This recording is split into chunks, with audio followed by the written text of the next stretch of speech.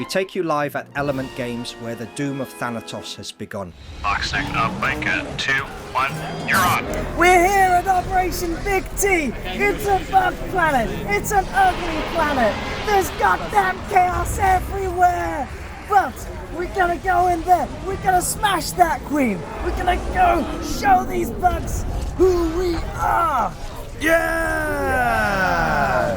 Hello again, my little conscripts, and welcome to another Mordian Glory video. In today's episode, I have got a special treat for your viewing pleasure. This is going to be an after-action report, but not for a tournament. Instead, I ran a 2-day apocalypse event with well over 500,000 points and nearly 100 players. And let me tell you, there were some real spicy meatballs in this event. We had an entire board of titans fighting each other. Full-scale Adeptus Titanicus. We had attacks on a hive city from both above and below. We had space station battles. We had desperate last stands. We had sharp knives. We got sticks. We got electronic ball breakers. This was Apocalypse in all of its glory. This was how 40k is truly meant to be played. And this was the conclusion of a 3-year story that myself and the MG community have been writing. This was the fate of Thanatos. And so without further ado, let's fix bayonets and charge right into this. You there! Are you sick of languishing at home with nothing to do, wanking, eating expensive German biscuits and just generally wasting your life? Well, I have got the solution for you. Warlord Games is now the proud sponsor of the Mordian Glory channel, and they have given me an affiliate link. By clicking on that link down in the description below, you'll be able to get yourself some fantastic World War II bolt action miniatures. These finely detailed models are the perfect way of finding yourself a hobby that will finally get you out of the Manufactorum. I'll make that deal. How about you? You make that deal? I make that deal. Damn good deal. So what are you waiting for? Click on the affiliate link down below, support the channel, and get off the sofa. As is tradition with these after-action reports, I want to start off with a few quick thank yous. Firstly, I want to say a massive thank you to everyone who came to the event. When you're running a big narrative game like this, it really does live and die on the people that turn up, the attitude that they bring, and everyone just got it.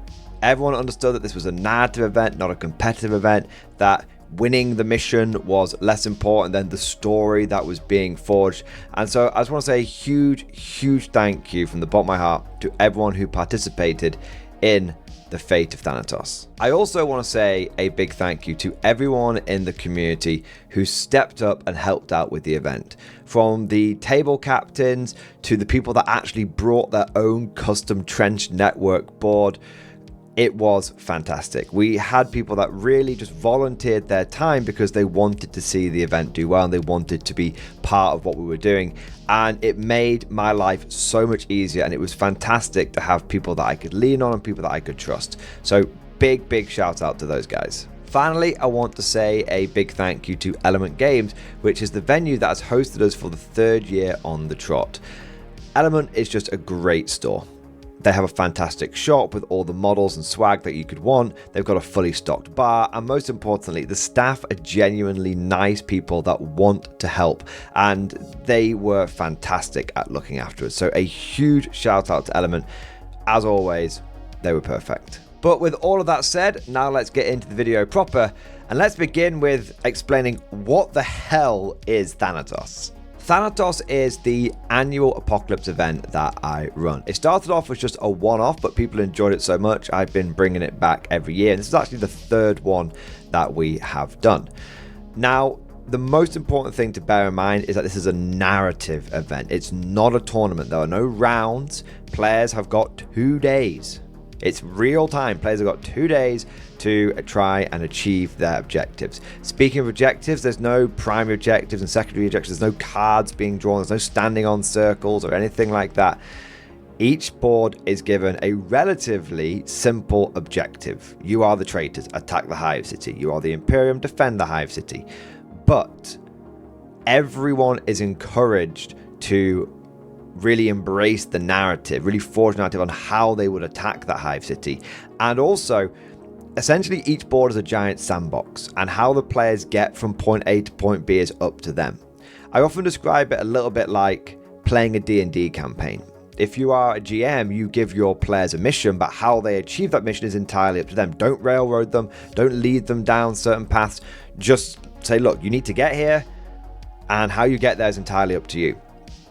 And if anyone has got any cool ideas that don't really fit inside the normal mechanics of the game, like, hey, can I destroy that bridge? Or, hey, can we make a breach in that wall because we're struggling to get to the choke points? Then we go, yeah, of course you can. And we try and narrative it out how you would do that. For example, so let's say you did want to breach a wall. Rather than just being like, okay, I'm going to do an action and breach the wall, we'd be like, okay, well, this is a curtain wall of a Hive City. How much firepower would it take to bring down? 1, 2, 7 Death Strike missiles? We'll see what happens. Long story short, the way I do Thanatos is that every board has got an overarching mission. All the players are encouraged to come up with creative ways of how they want to achieve that mission. And the golden rule is effort is rewarded. If you put a large amount of effort into narratively setting something up or trying to do something, or it's a particularly creative idea that is going to be fun for both sides, not just narrativing, oh, and then I win, then that gets rewarded. And this has led to some absolutely bonkers events that has happened over the last couple of years. And I would say this year we had the most player interactivity, and we had the most insane player events and the most effort, and it was amazing. So that kind of gives you a rough idea of what Thanatos is and its vibe. But now let's get into the story so far, because this isn't just an isolated event. This is a campaign which has been building up over 3 years. What happened in the first year fed into the second year. What's happened in the second year has really determined and led into what was going to happen in this third year's event. And little side note here, this is really my favorite part of running these events, which is the world building. Seeing how the players' actions in a battle feed into the wider world. Seeing how one event can help shape the narrative that is being forged. Now, I could sit here and describe to you what happened in those first 2 events, but rather kindly and very epically, Schwark, a member of the MG community and someone who does some incredible voice acting work, has kindly lent us his services and has done his best Dawn of War narrator style reading of the lore for the first and second war for Thanatos. So you know what? He can do a much better job at this than myself, so I'm going to let him take it away. Big shout out to Schwark and a big thank you to him for doing this. I hope you guys enjoy it. The planet of Thanatos. The planet of Thanatos 4 is located on the eastern fringe of the galaxy, within the Charadon sector of the Ultima Segmentum. It is a planet of industry and production. Huge factory hives rise high above the land, their spires visible from miles away. The cooling towers and smokestacks of countless manufactorums and power plants pump toxic pollutants and industrial waste gases directly into the planet's atmosphere. As with so many worlds in the Imperium, little thought is given to the consequences of such actions. However, Thanatos is unique. Instead of withering and dying under the strain of unrelenting pollution, here the biosphere thrives. Unlike planets such as Armageddon, where much of the planet has been reduced to ash wastes, Thanatos is mostly covered by unbroken, lush forests and woodlands. This is because plant life on Thanatos has adapted to the high radiation of Thanatos' nearby star, and to thrive in spite of the atmospheric pollution caused by sweeping wildfires. Trees that take years to grow elsewhere can reach full maturity in a matter of days on Thanatos. These factors combine to make natural life on Thanatos uniquely resistant, even complementary, to the ravages of human industry. From orbit, the planet calls to mind an emerald jewel, with the lights of its cities sparkling on its surface. With an endless supply of timber fuel and solar energy, and little in the way of environmental consequences, the factories run ceaselessly, producing over 1 million tons of arms and equipment each year. Every day, millions of workers file in and out of manufactorums in a never-ending cycle of toil. This makes Thanatos a highly valuable world to the Imperium of Man. Its output supplies the Departmento Munitorum with an endless stream of material for the Astra Militarum, and its large hive city populations give many souls to the Imperial Guard every tithe. So long as the planetary governor continues to meet production quotas, the Administratum does not look too closely at the domestic affairs of Thanatos. Naturally, the Adeptus Mechanicus is also deeply invested in Thanatos. Many high-ranking Magos covet a position within the planet's manufactorums. Those lucky or powerful enough to secure a posting upon Thanatos are viewed as blessed by the Omnissiah. With an unlimited amount of resources and little oversight, Thanatos' adepts are free to conduct experiments which might be considered heretical in other environments, all in the name of science, of course. For many generations, the people of Thanatos endured. Their world was located near the dangerous eastern fringe. With the coming of the Cicatrix Maledictum, most decided that a harsh life was better than no life at all. The people traded their comfort and freedom for safety and stability. But men can only be pushed so far. While the planetary elite enjoyed a life of luxury, little was passed down to the hive workers. Due to the decadent lifestyles of the governor and his court, the embittered populace referred to their ruler as Old Hungry. Only through increasingly harsh rule did he maintain a grip on his world. Lucky workers were simply driven until they dropped, at which point they were processed into corpse starch and fed to the unfortunate survivors. The unlucky were dragged away by the Skitarii to be used as test subjects in some tech priest's unspeakable experiment. And so the seeds of rebellion bore fruit, and war came to Thanatos. The First War for Thanatos. The doom of Thanatos, as it came to be known, began as a popular uprising. The people of the world threw off their shackles and fought for what they believed would be a better life. Unfortunately, it was not long before more sinister forces became involved, twisting the conflict to a much darker cause. Heretic Astartes and demons arrived through the warp, taking advantage of the confusion and bringing many of the rebels under their sway. Also, in a bizarre twist, they allied themselves with the Gene Stealer cult who had long ago infiltrated and influenced dissident movements on the world. As they say, the enemy of my enemy is my friend. This myriad force of renegades, traitors, and mutants were collectively known as the Thanatos Liberation Army, or the TLA. In the opening days of the war, the TLA launched a successful campaign of rapid dominance that left the Imperial defenders reeling, but the Planetary Defense Force regrouped and consolidated their efforts around 4 key war zones: the jungles of Kadesh, the Polar Fortress, Hive Primus, and Manufactorum 001. A brutal assault on Hive Primus, the seat of Imperial power on the world, was led by the vile demon Primarch Angron. The losses on both sides were heavy, with the death toll quickly spiraling into the thousands, and the traitors managing to breach deep into the city. But they were stopped on the hastily formed Gelt Road defense line. Lord General Prayer rallied the defenders, conducting a well-executed defense in depth. The brave men and women of the PDF and Defending Guard regiments managed to hold the line, breaking the momentum of the Chaos forces, and then launching a counterattack which drove them from the city. Furthermore, the Imperials' main assault on the Manufactorum, the enemy stronghold, was a complete success. the main thrust breached the Manufactorum and pushed the cultists back to their inner sanctum. This was by far the largest and most brutal engagement of the campaign, a true meat grinder. The casualties were staggering, with the loss of an entire Custodes shield host and a full company of space wolves, with several night houses being decimated. It is believed that in this one battle, over 30 super heavy assets were lost. However, this frontal attack was merely a diversion. An Astartes kill team infiltrated the very heart of the depraved stronghold and slayed the Gene-Stealer Patriarch, cutting the head from the snake and throwing the entire rebellion into disarray. But not every battle was a victory for the Loyalists.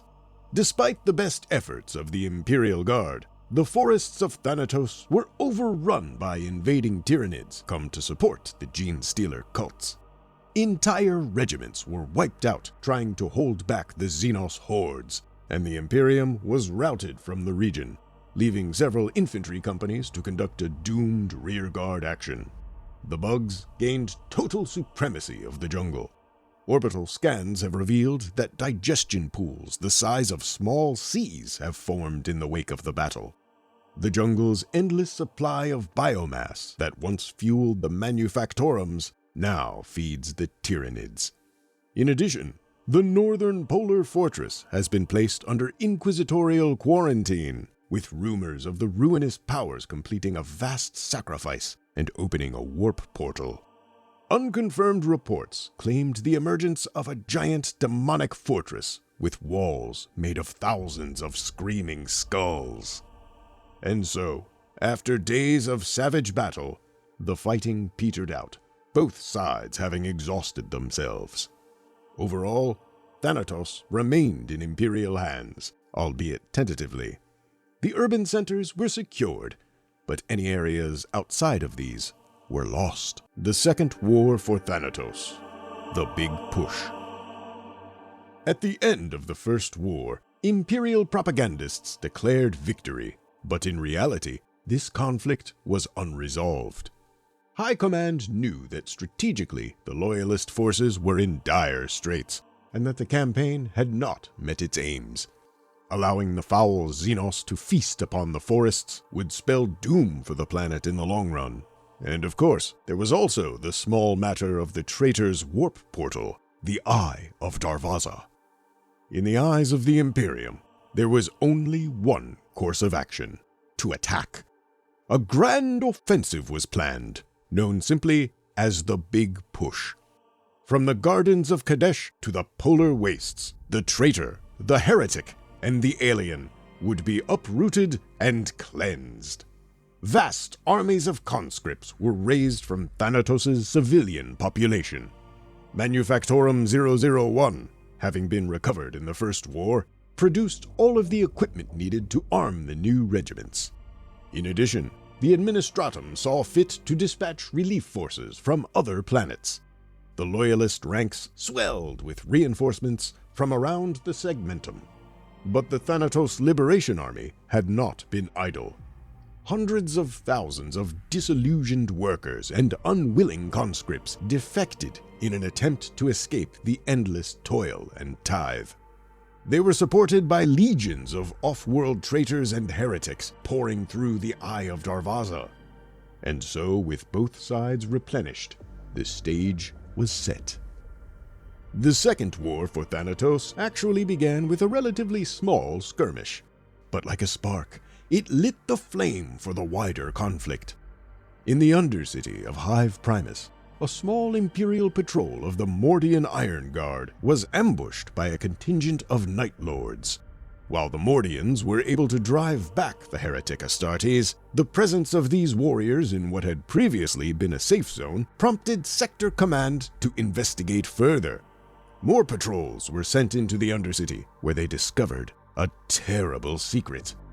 The traitors had massed a huge army right under the heart of Imperial power on the planet. It was now their turn to cut the head from the snake.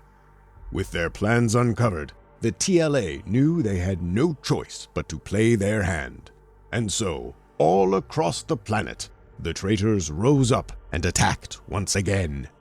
The Imperials wasted no time in putting their own offensive plans into action. And so, what had started as a mere ambush in a dark corner of the slum quickly spiraled into a new great war for the fate of the planet. The Imperium's big push was focused on two fronts: the Tyranid-infested deep woods and the polar warp portal. Titans, Astartes, Sisters of Battle, and guardsmen beyond counting ground forward in the largest battles the planet had ever seen. In moments, the death toll had spiraled beyond counting, but unfortunately, not all went according to plan. Imperial Command later admitted that they may have underestimated the size and capabilities of the Xenos foe. The swarm had emerged from its nest, and it was hungry. The dense jungles made it nearly impossible for the Imperium to bring their guns to bear, and what had begun as an assault quickly turned to a defensive operation, with savage close-quarters ambushes from hidden infiltrators brutalizing the guard formations. In fact, it was all the Imperials could do to hold the line. The conclusion of the fighting saw the Loyalist forces establish a quarantine zone known as the TQZ. In the north, the attack on the warp portal started with great promise. The demonic fortifications were brought down in short order, and it looked as if the Inquisition's strike teams would be successful. But alas, they were thrown back by the power of the traitor Titans. Just as in the First War, the Chaos Forces conducted a human sacrifice on a mind-boggling scale.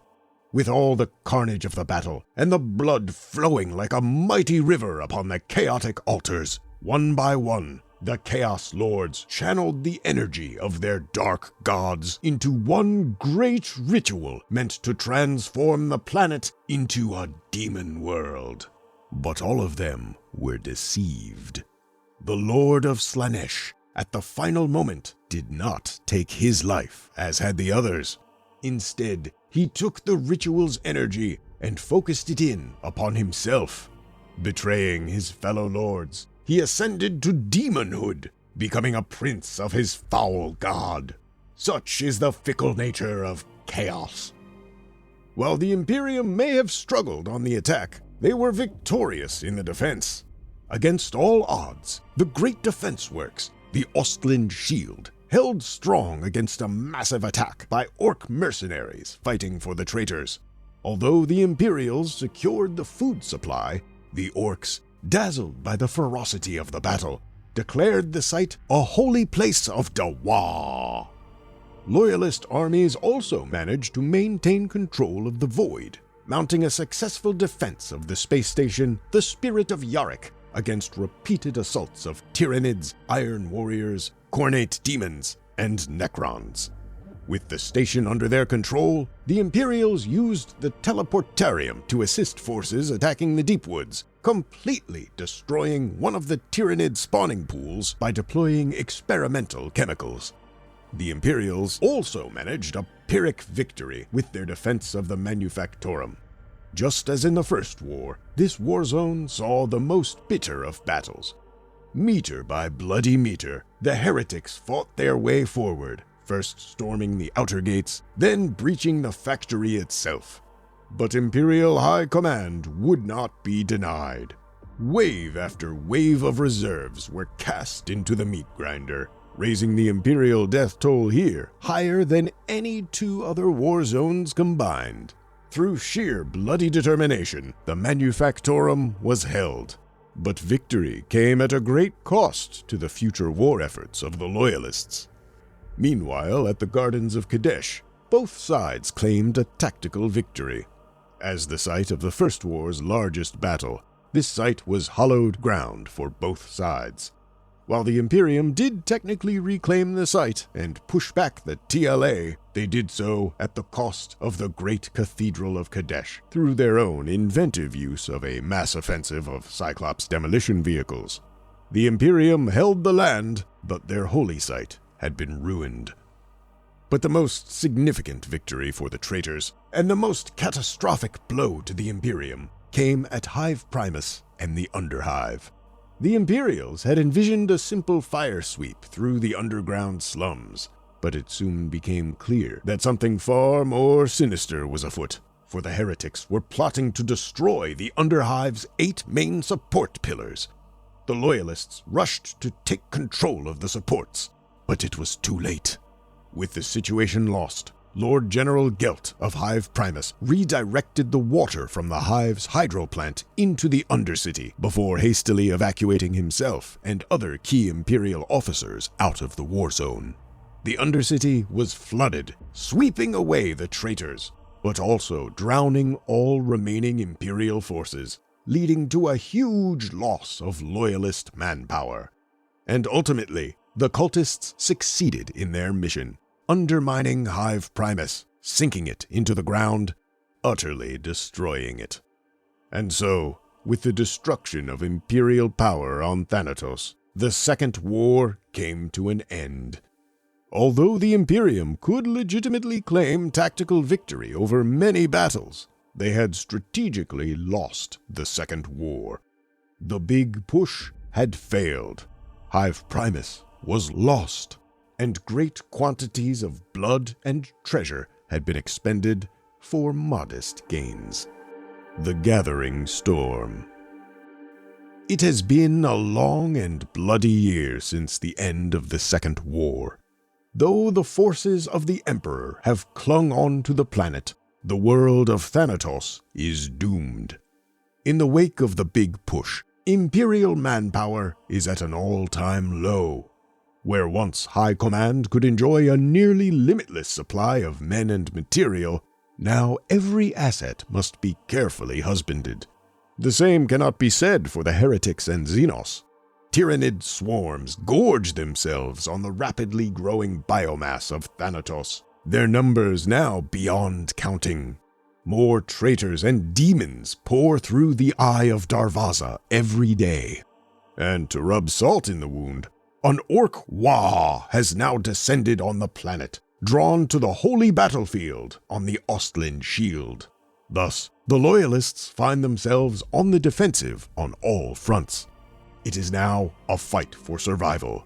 If they can hold the line long enough, then the enemy will break upon their fortresses like water upon rock. But if they fail, then Thanatos will be swept away by the tides of traitors. The first battlefield we are going to cover is the Siege of Hive Secondus. In the Second War for Thanatos, the main hive city of the planet, Hive Primus, had been destroyed. Lord Governor Gelt had sunk the city into the Underhive in an attempt to deny it to Chaos forces and at the same time to thwart the plans of the TLA that had been scuttling around underneath his feet.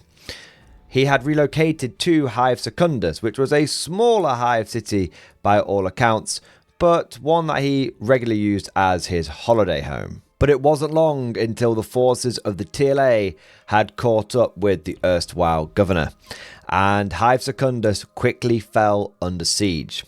The governor took shelter in his holiday home, a command-class Leviathan vehicle, whilst forces of the TLA assaulted the city from both the north and the south. On the southern front, traitor forces consisted of heavy armour. Wave after wave of Crimson tanks trudged forward through the ash wastelands, and they were supported by the stomping feet of several traitor knight households. As for the northern part of the city, this was going to be attacked by a spearhead of Night Lords and more traitor guardsmen. And the Night Lords were not messing around. Normally known for their sneaky infiltration tactics, they had brought 4 Mastodon tanks and they had loaded them up to the gills with Chaos Space Marines. In addition to these ground-based forces, the traitors could call upon some orbiting Chaos Space Marines who were ready to drop down and start delivering havoc from the skies. As for the Imperial defenders, it was an eclectic mix of factions that came together to try and protect the governor. On the one hand, we had the forces of the regular guard in their urban camouflage, ready to unleash a storm of artillery shells to break up the traitorous advance. There were also many Black Templars in and around the governor's palace, and there was even a small contingent of Eldar. Who knows why they were there? Perhaps the governor had some fate that they needed to protect, or perhaps they were simply there to pull the strands of destiny. But by far the largest contingent was of the penal legions. Hundreds, if not thousands, of orange jumpsuited models marched forward into the breach and held the line, not necessarily for the Emperor, but for a chance at freedom. Now, this was the first time that Imperial defenders of a Hive city would need to fight on two fronts. In previous years, they've been able to concentrate their forces on a single axis of defense. This made it a lot harder for them.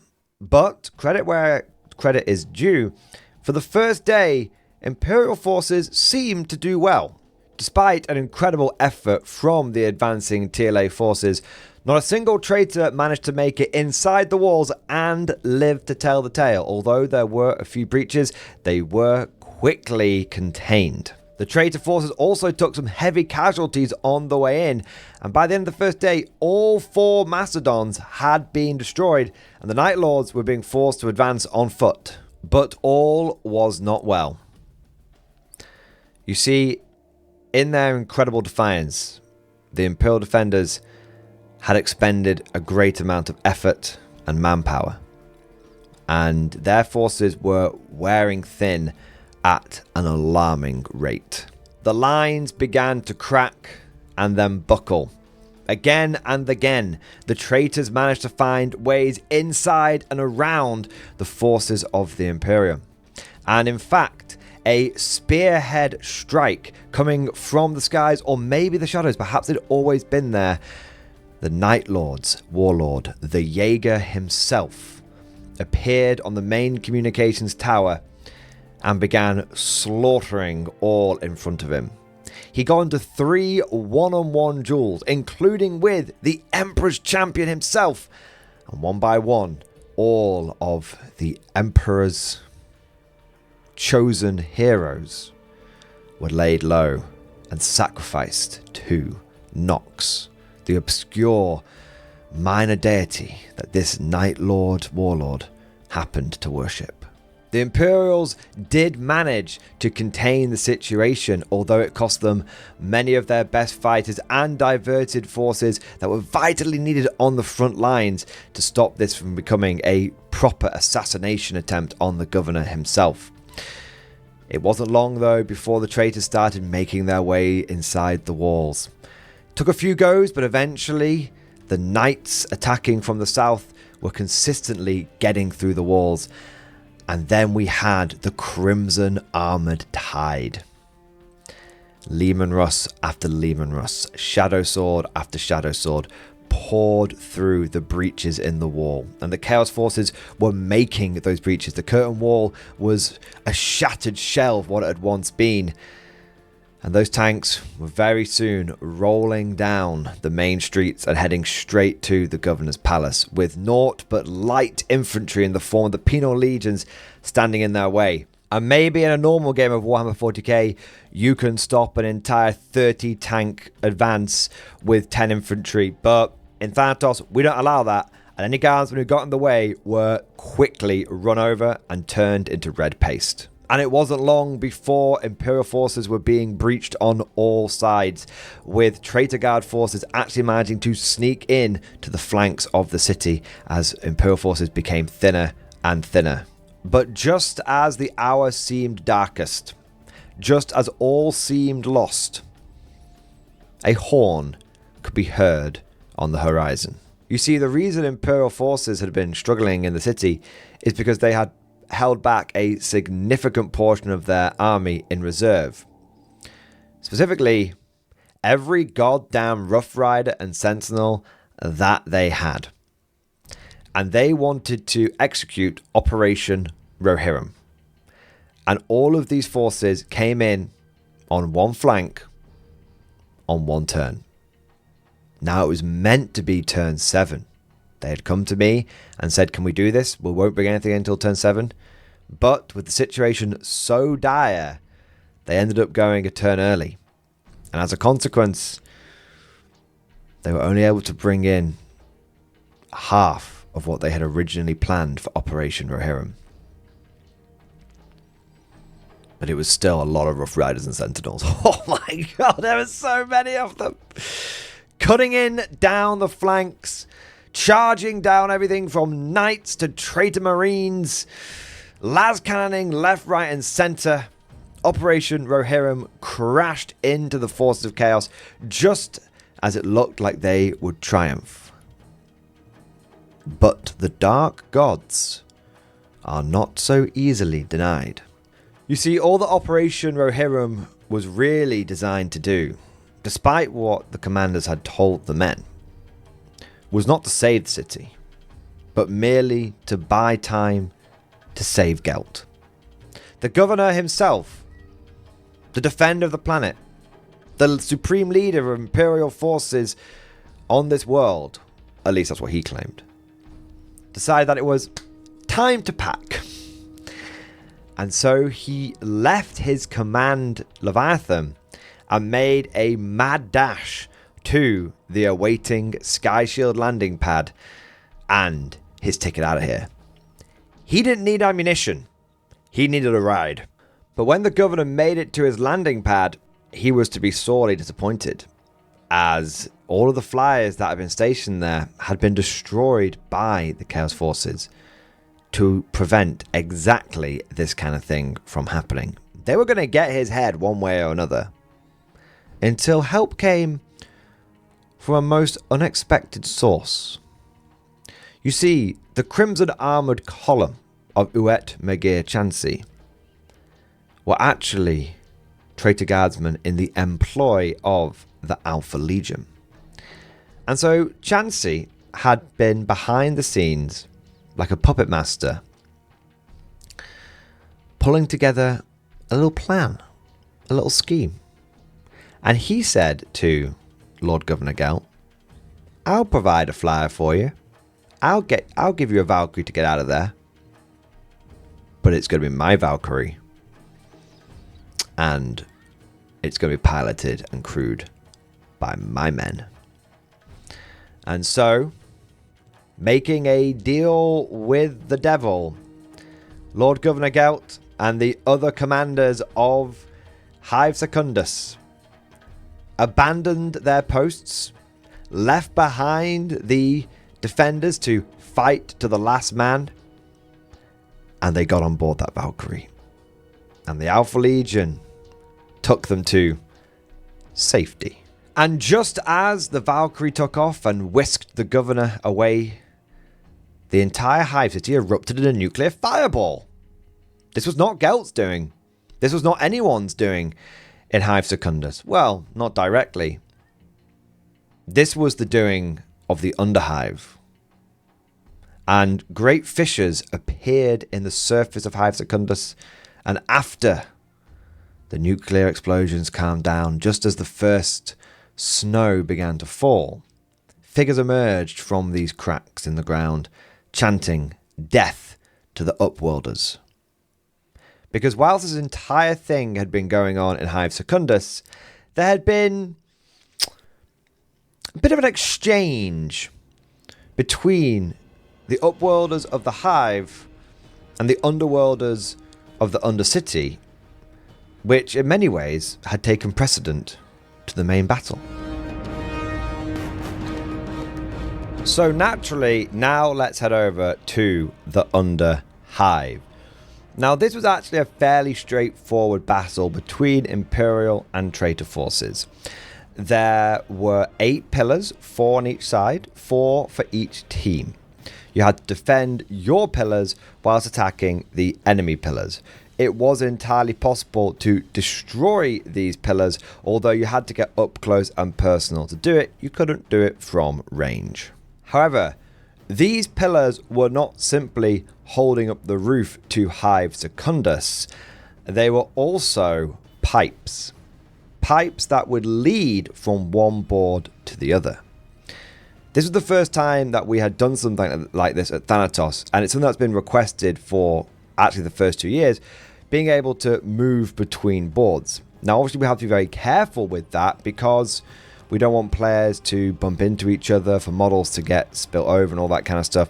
But we thought we would try it on a limited scale this year. And basically, if you're on the Hive City, on the upper city, then there were 4 pipes with 2 ends to each pipe, and there were 8 pillars, and there was a randomized mechanic on you could go in a pipe and it would come out in a pillar, or you could go into a pillar/pipe and it would bring you up to the Hive Secondus. Now, the idea behind this initially was that if one team was doing particularly well on one board and they felt like they could sacrifice some of their forces, they could send them up the pipes and give them over to control of a trusted player on another board. Or likewise, if, let's say, the Hive City was going very well, Imperial forces could send things down to the Undercity to try and help out there. At least that is how I had personally envisaged the pipes to be used. But of course, when you hand things over to the players, they come up with very inventive ways of using the mechanics that you have created. Needless to say, almost 0 reinforcements were transferred between each board. But many explosions were transferred between each board. God damn it. God damn it, I love these events, man. They're so much fun. So the main battle for the Underhive itself was actually pretty straightforward. There was the Imperials, who had a large amount of regular stuff, like the largest things that we saw on the Imperial team were things like Baneblades. And on the Heretic team, they actually had a few Titans. I think they had 5 Titans on the Heretic team. They had a Warlord Titan, they had a big Eldar, like Phantom Titan, something crazy. And then they had a Reaver and a couple of Warhounds.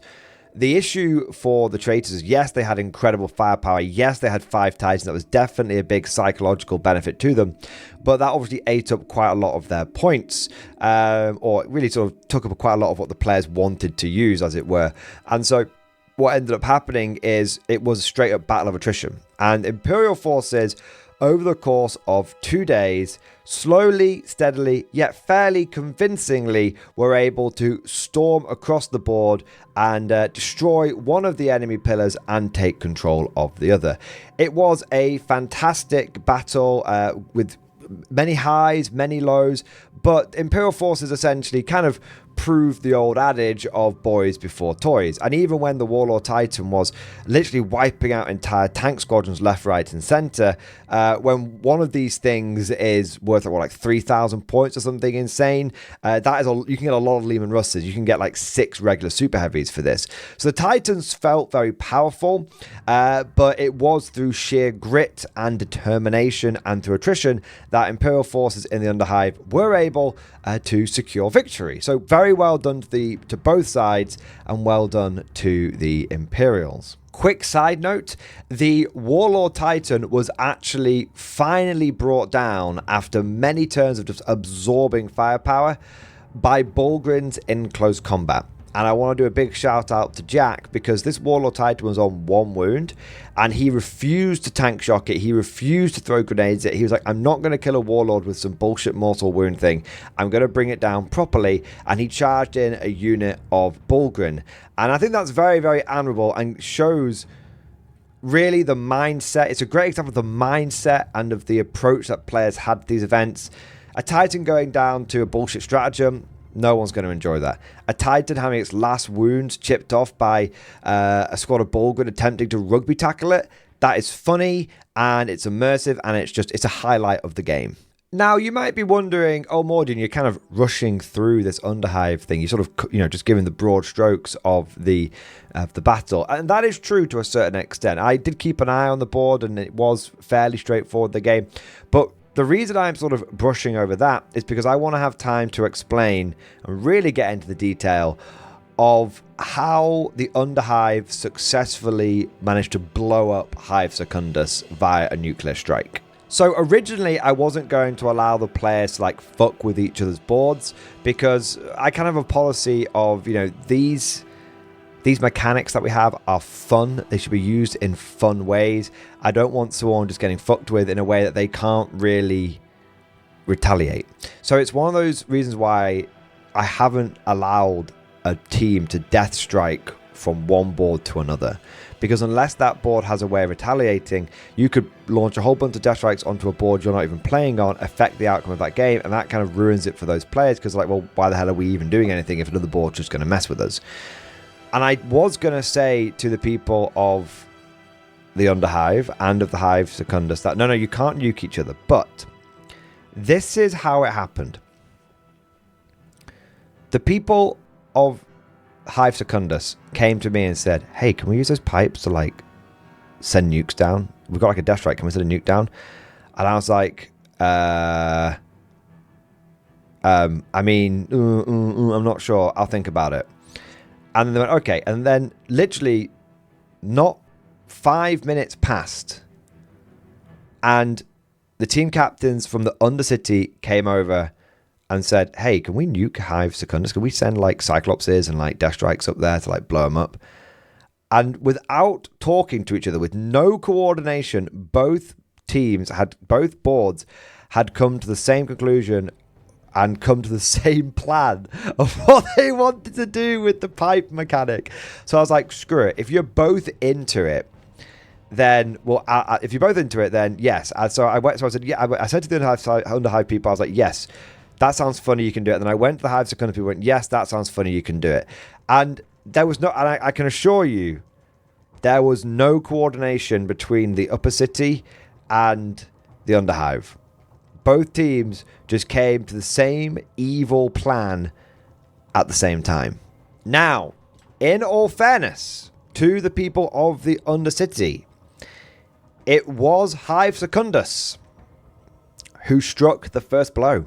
And they did this by taking missiles from a Fortress of Redemption terrain piece on their board and transporting them over via I think it was like a Trojan. It was via a truck, and they transferred them over to one of the pipes in the city and sending them down. So let the record state, hand shot first. Let the record show Hive Secondus launched the first missile, and I went over to the Undercity and went, people of the Undercity, your betters of Hive Secondus have deemed it necessary to conduct a tactical nuclear strike on your board. And it's going to come out of this pipe. Then we randomly determined it. And it randomly came out when the pipe started blowing up I think it was a bunch of Imperials. So the Imperials launched a nuke and blew up their own side down there, because it was randomly coming out of the pipe, so we didn't know where it was going to land.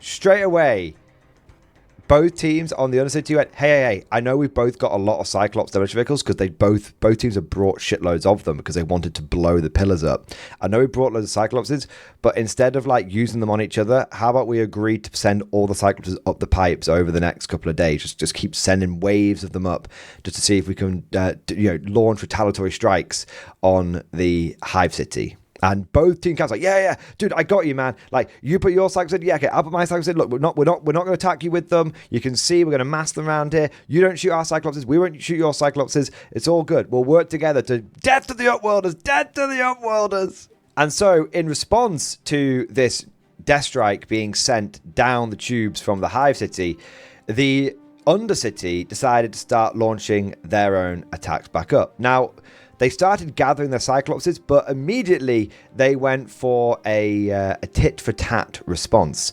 And they sent their own Death Strike up. They had, because one of the players had brought one, Death Strike, and they sent the missile up the pipes, and it ended up blowing up. To be fair to the Imperials, the Hives, the Undercity Imperials, they sent their missile up, and it did blow up a bunch of traitors. So it was only the Upper City Imperials that didn't seem to be able to get the missiles to land where they wanted. Or maybe they did. Who knows what Gelt's plan was. He did get an Alpha Legion Valkyrie in the end. We don't know. But the nuke went up. And the Upper City people were disgusted that the scum in the lower depths had decided to retaliate. And so what proceeded over the next few days was a nuclear exchange that would have made height of the Cold War Soviet Union and USA blush. Every single turn, for about 10 turns, the people of Hive Secondus took a Death Strike missile out of the missile silo and lobbed it down the pipes. And every single turn, for 10 turns, the people of the Undercity came up with ever-increasing imaginative ways to retaliate. First, they sent up a Death Strike.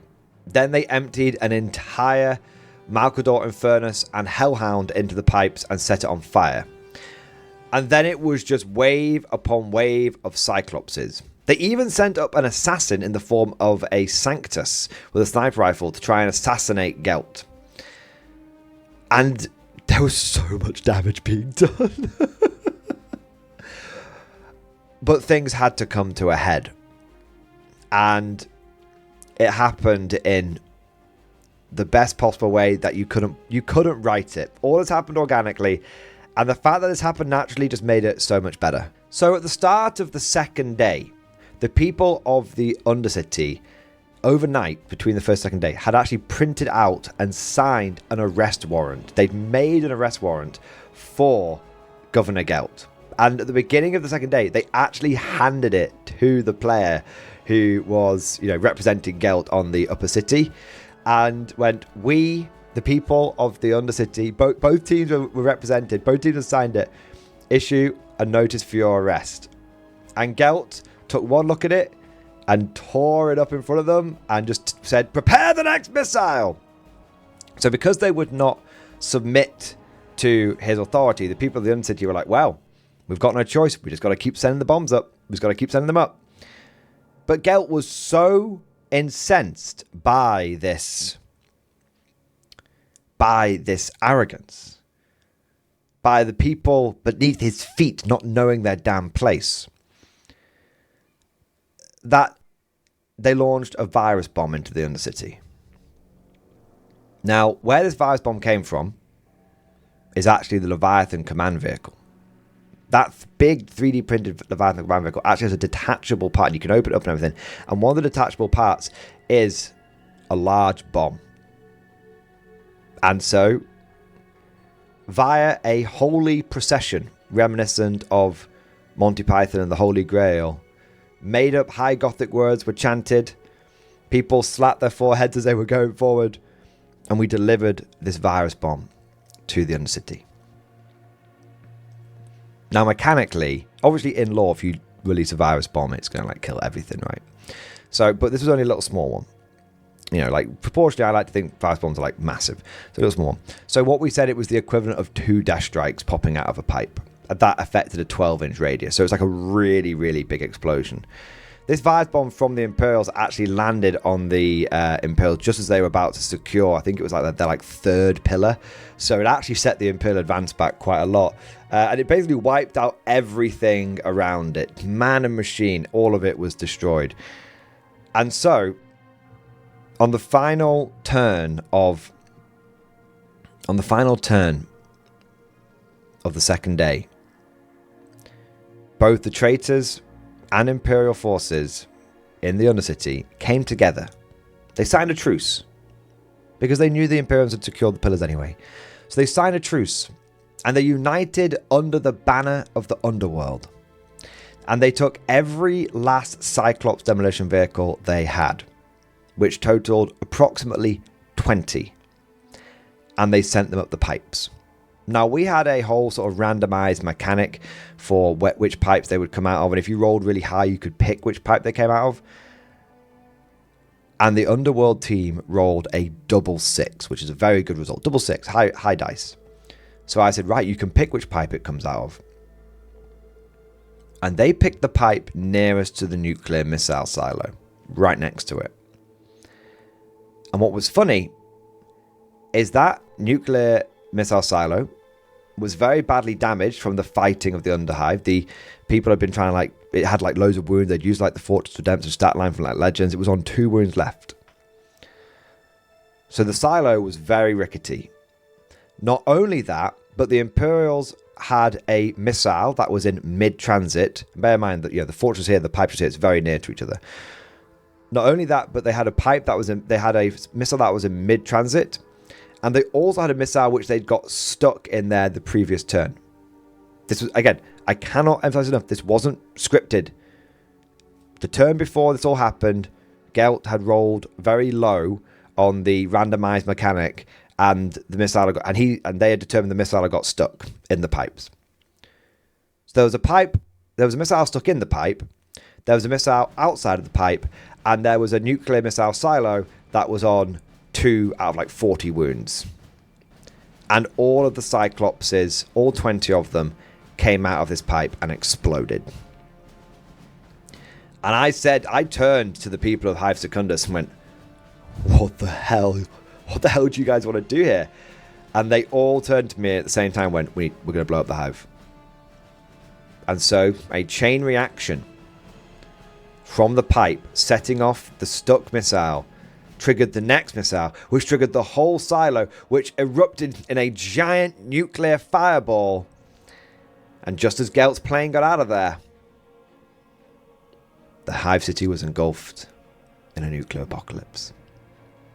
This is how a Hive City dies. And let me just say a massive, massive shout out and a well done and a thank you to the players of both boards, because no one was bent out of shape, no one was salty, everyone was absolutely in stitches of laughter and cheering that this thing had happened, and it had all come about from their own ideas. One of the big things that I had learned from last year was not to be so prescriptive. I just said to the players, yeah, I think you could do that, and what do you think would happen?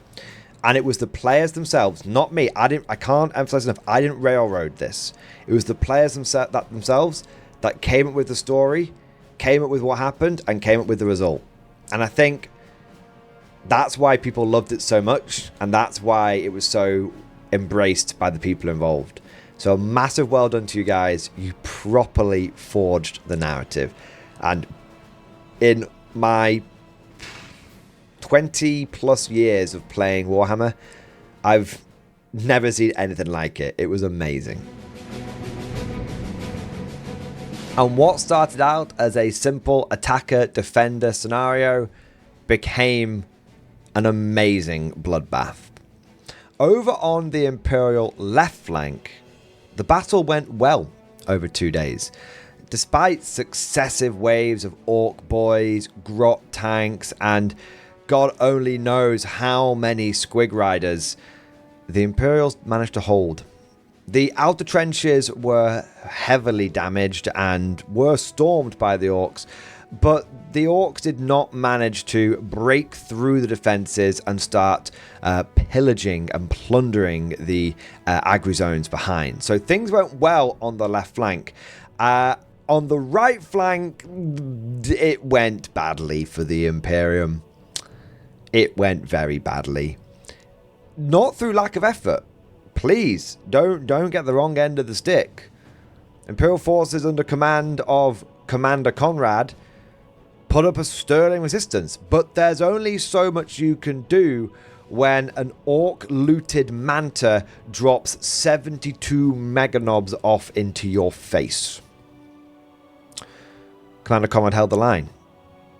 He held the line long enough to get himself and a few select cronies off the battlefield. What is it with these Imperial players?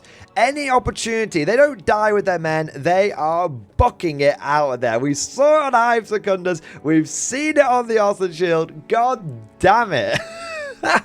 Now this quite possibly was one of the most impressive Warhammer 40k boards I have ever had the pleasure to see.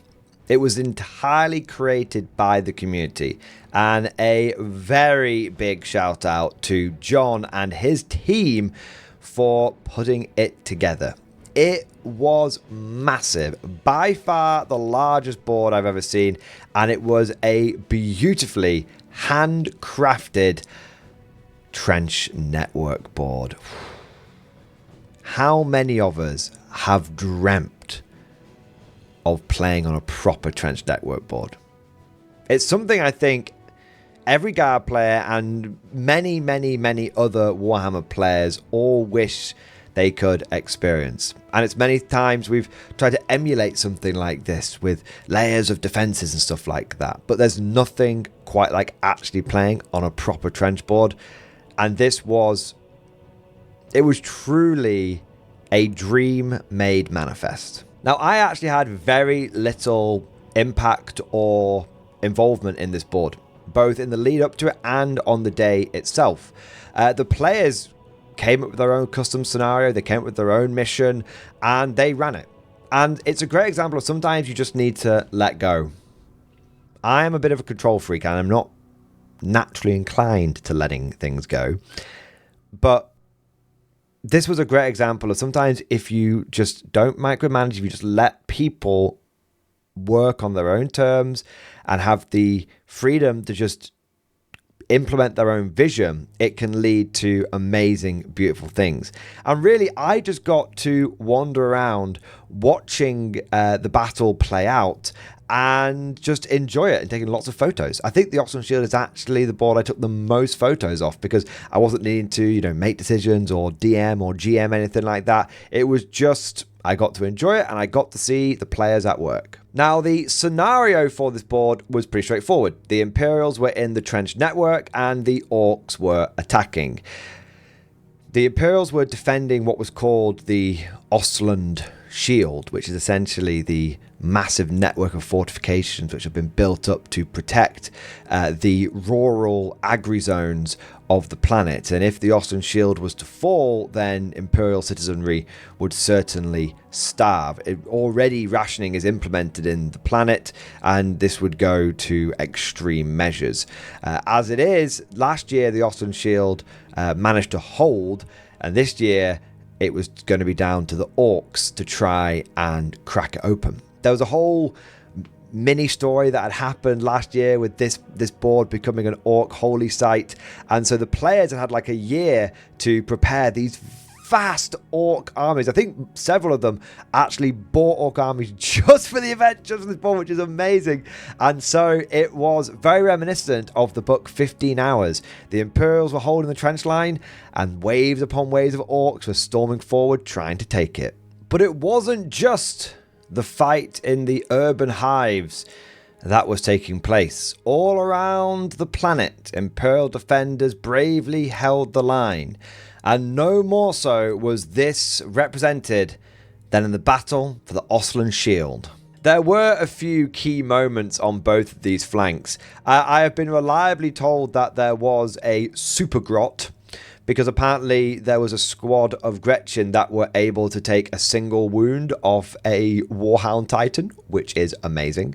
And also there was a giant looted Necron laser cannon, which the Orc mechs kept tinkering with until eventually they were trying to set it up so they could blow up the spirit of Yarrick in the sky. But what ended up happening is they overloaded it and blew themselves up. Gentlemen! It has been a long war for this planet. It's been fraught with many hardships, and many good men have died along the way. Yay! And some guardsmen too. Ostland has stood as a bastion against these filthy heretic bastards for 2 years strong. Greenskins have many a time tried to defile this great land, and many a time they have been slaughtered in droves like the filthy animals that they are. But our command bunker has fallen. Yay! Chaos ensues! But that does not mean we have lost the battle. Our very important person, Commissar Kane himself, has been extracted from sight. What about his dog? Tradesman Private Rico knows exactly what to do. You all filthy Orc bastards! And a very special prayer to your gods themselves. Oh, dearest Dork, I'm going to cut you into tiny chunks of flesh and feed you to my dogs! And it is with that Private Rico has flipped the switch. And it's time to say goodbye to the Imperial Command Bunker. Who you have, man? The Emperor protects, gentlemen. But the main focus, the number one objective, the thing that would determine the fate of the battle, was the command bunker, defended by an absolutely beautiful force of Praetorians. Now, the command bunker initially started in Imperial hands, and over the first day, the Orcs made many attempts to break into it, but every single time they were thrown back. However, on day 2, through sheer grit, bloody-mindedness, and determination, the Orcs first took the outer ramparts and then broke into the inner fortress itself. Now, this bunker had a whole bunch of like custom rules, and it currently had embarked in it like 100 Kriegers, and there's this whole mechanic of like the Orcs fighting from like room to room, getting to the central heart of the bunker. And so they were rolling out all of these like almost like off-camera dies, like off-camera like mini-game battles. It was very, very cool. But when Ghazghkull Thraka and many of the aforementioned Meganobs are getting into hand-to-hand combat in close quarters with Krieg infantry, there's only so far a shovel and a dream will take you. And so the Imperials made the difficult decision to detonate the power reactor at the heart of the bunker, and they took all surviving Kriegers and every Orc bastard in the place with them to meet the Emperor. And so, after 2 days of furious fighting in the defense of the Ostland shield, with attack and counterattack, with trenches being stormed, laser cannons being blown up, and command bunkers self-detonating, the end result was that the Imperials had completely held on the left, but in the middle was a giant smoking crater, and on the right, Imperial Command had abandoned their posts, and the Orcs were breaking through and spilling forward. The Ostland shield hadn't completely shattered, but it had certainly cracked. And now the Orcs not only knew there was a good fight to be had here, but they also knew that there was good loot and plunder on the other side of the defences. Moving on, let us take a look at the battle for the Inquisitorial Quarantine Zone. Now, this, in the First War, had been the site of the Polar Fortress. But after you've had a Chaos Warp Portal open on your planet for a couple of years, it stops being about the fortress and it starts being about, oh my god, how can we close the Warp Portal? Now, last year, the Imperial forces had done a spearhead assault onto the Chaos Shrine to try and close the Eye of Dravaza, the Warp Portal, which was spewing out Chaos reinforcements onto the planet. But despite an incredible effort, they hadn't managed to succeed, and instead had to content themselves with building a shrine and creating the Shield of Faith. If they couldn't close the Warp Portal, at the very least they were going to try and contain the chaotic energies on the planet. This year, with there being a Shield of Faith on one side and a Warp Portal on the other, we ended up with a double siege. Again, shout out to the players on this board. They actually came up with this scenario, and I originally had a different mission and they were like, no, we won't do this. And I said, okay, I will let go of the wheel. If you guys have planned something and you guys want to play this out, that is totally okay with me. So they made an eye-shaped board for the Inquisitorial Quarantine Zone. Eye for Inquisitor. I thought that was very clever. And on the bottom of the eye, that was the Chaos Fortress with the Warp Portal and the Chaos Shrine. Then the middle bit was the Cathedral of the Imperium with the Battle Sanctum and the Shield of Faith being generated from there. And then on the other end, the top of the eye, we had the place where the Chaos forces were attacking from. So essentially the Imperium were in the middle. They had to attack into the Chaos Fortress whilst defending their own fortress. So it's like a double siege scenario. Now, in the Chaos base, not only was there the huge Shrine of Chaos, at the center of which was the Warp Portal, but there was also the Dark Tower. This was the home of the Lord of Slaanesh, of Demon Prince Death Noise Marine, the Chaos Team Captain. Last year, he had ascended to demonhood after successfully stealing all of the energy from a Chaos ritual. So that was a really, really cool moment last year. If you haven't seen last year's event summary, you should definitely go and see it just for that moment. I'll make sure there's a link to it down in the description below. And the Imperials set themselves the secondary objective, the side objective of assaulting the tower and destroying the Demon Prince. And admittedly, on day one, it looked like the Imperials had done it. Like, seriously, I was looking down at the Inquisitorial quarantine zone day one, and I was like, well, I'm going to have to come up with something for these players to do because the Imperials are absolutely smashing it.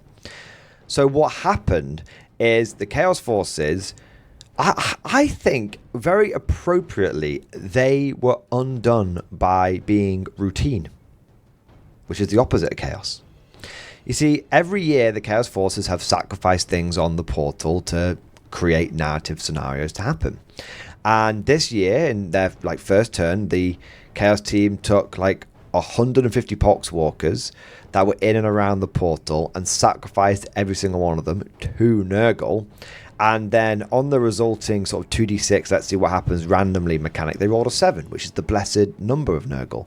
So they got a huge -1 to hit buff for the next turn, which is obviously massive. A massive cloud of flies came out. Really, really good buff to have. But the problem is that then they had no forces in the Chaos Shrine. And so when it came over to Imperial turn 2, they launched the mother of all decapitation strikes. I think it was a full company of Grey Knights. It looked like 100 Grey Knights. And then there was Saint Celestine getting in there as well. And then they followed up this beachhead that had been formed by the Sons of Titan with wave after wave of Air Cav Guard. Literally, Valkyries, these beautiful 3D printed Valkyries flying in, dropping off squad after squad, and I was just like, this is it. This is it. In 2-3 turns, they've got in there, they've smashed the entire area, they've killed anything that doesn't believe in the Emperor. You get me, we get you, sir. It was so cool. And hats off to the Imperium team. They saw an opportunity, they went for it. They went to cut the head from the snake, and it was so close to succeeding. So close. But the problem with going for a strike like that early on, is you need to be able to sustain it. You need to be able to not only do the strike, but hold on to the shrine. Because at the end of the day, the Imperials needed to be in control of the Chaos Shrine at the end of the weekend. And so, the Chaos Forces had many turns to fight their way back into the Chaos Shrine. And oh my god, did they do so.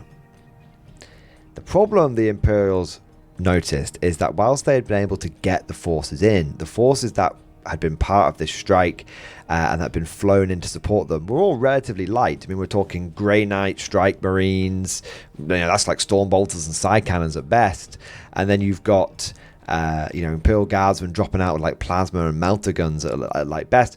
So there's not a lot of big anti-tank stuff, which is a bit of a problem when you're facing off against, not all at once, but this can 3,500 points of this can start deployed, and then every turn an additional 1,500 points can be brought in as reinforcements of Chaos Knights. So many Chaos Knights. I think there was 30,000 points of Chaos Knights or something insane. It was a lot. It was all of the Chaos Knights in the world. It was amazing. And so, over the course of the second part of the first day, and day 2, every single Grey Knight, every single Sister of Battle, and every single Guardsman who went in with the first wave was slaughtered. There were no survivors. But remember, effort must be rewarded. And so what ended up happening is I said that the Imperials, because they'd been in control of the shrine for a long time, and they'd had like Inquisitors and Saint Celestine herself like in the center of the shrine, like praying, trying to like bring the portal down. At one point, Godlike Poet, one of the players on the Imperial team, actually led his team in a real life prayer. They adapted the lyrics of Jerusalem and like belted out like the first like verse. It was amazing. And so effort must be rewarded. Narrative being forged must be rewarded. And so what I said is that the Imperials essentially, they completely shut down the Chaos Ritual. It was completely cold. And the Chaos team, if they wanted to get it started back up, would have to sacrifice something insane just to basically get the engine going again. And so on the last turn, the Chaos team essentially, I think between all the forces, they basically took everything they had in their Chaos Fortress and sacrificed it onto the shrine. It must have been 20 or 30,000 points worth of stuff. Entire Chaos Knight households, just everything, every cultist they could find just got fed into this Chaos Shrine. And I said, okay, but everything they sacrificed was just to Nurgle. So I was like, okay, you've obviously done a massive sacrifice and effort should be rewarded on both sides. The Imperials managed to shut your ritual down, but you've, through effort, have managed to get your shrine back. So what I'm going to say is that the shrine flickers back into life, the warp portal opens up again, but considering all of the knights that got sacrificed, and pretty much everything that got sacrificed was dedicated to Nurgle, and the initial like sacrifice that you guys did was to Nurgle, instead of this being a warp portal which will be used by all Chaos Gods to bring in all the reinforcements that they want. Instead, now it's a shrine only to Nurgle, and it's a portal only for Nurgle forces. So that you've got the warp portal back, you've still got a conduit for reinforcements to sort of from offworld to get onto the planet, but it's going to be really diminished what can come through here. So well done to the Imperials.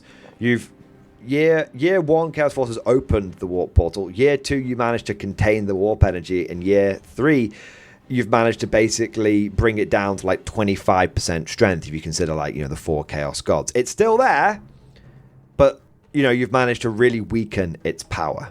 As for the Shield of Faith and the Imperium's own defense they were having to conduct, it was very touch and go. At first, it looked like the Imperial defenders were holding strong, but by the end of the weekend, their lines were buckled and breached. But Chaos Forces did not manage to actually get anyone into the cathedral who survived. They got a few units in here and there, but the Imperials always managed to push them out. But they did destroy the pipe organ. There was an Exorcist in there that was just spending the whole game just like blazing away like pipe organ music, trying to keep the Shield of Faith going as much as possible. And they also did get, I think it was like a dozen Plague Burst Crawlers to like bombard the shrine every turn, just to completely, just to cover it in like shit basically. And so what I said is that the Shield of Faith, it holds, okay, because the Imperials have still managed to retain it. It holds, but nobody wants to work there anymore because it just stinks. It stinks to high heaven. And now anyone who goes there has to be issued with special nasal pegs. Inquisitorial nasal pegs. They're exactly the same as normal nasal pegs, but cost thrice the price. So that was, because not everything needs to be like dead serious. You can have a little bit of fun with it, and this was a good example of how you can have a serious outcome on a board and you can have a less serious outcome on a board. So the Imperials had managed to hold the Shield of Faith, albeit it was weakened, but fortunately the warp portal was now a lot less potent itself, and so both sides sort of walked away from that board claiming a victory, as it were. However, there was still the Dark Tower. Whilst the Imperials were holding onto the shrine and drawing the Chaos Forces into it, they launched another surgical strike on the Dark Tower. One of each assassin, followed by a pair of Inquisitors and their retinues, stormed into the building. They fought their way up each level.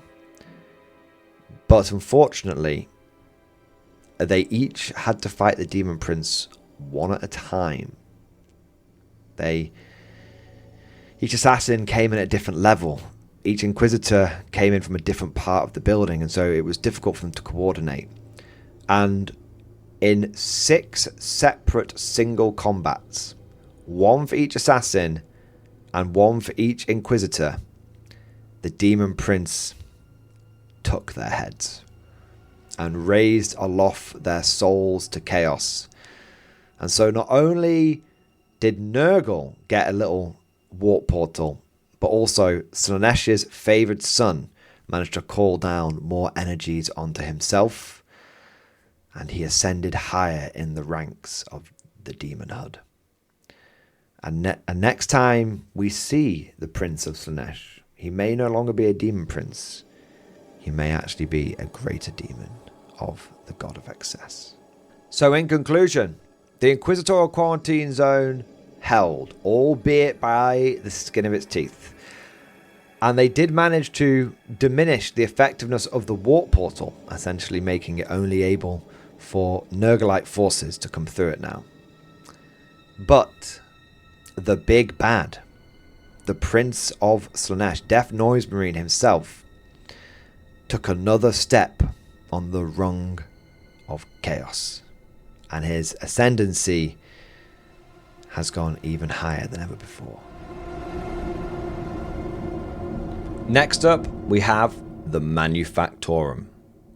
Now, over the last 2 years, the Manufactorum had developed somewhat of a reputation. And that reputation was, oh my god, it's such a slog. So it had been the site of a really intense attacker and defender battle. First year, it had been the Imperials attacking to take the Manufactorum away from the Rebellion. And in the second year, it had been the Imperials trying to hold on to that gain. But both times, players had come away and gone, yeah, that was like epic, but we're absolutely exhausted, and it's a little frustrating being on the attack, because especially when it's apocalypse and there's so many models going around, it just feels like you're wading through tar the entire time. So this year, we were going to mix it up and have a different scenario similar to that of Hive Secondus, where it was going to be attacked from 2 sides so that the enemies could make progress. But Lord Prayer, captain of the Imperial team, proposed another option, and it turned out to be a stroke of genius. Why not have it as a Titan death board?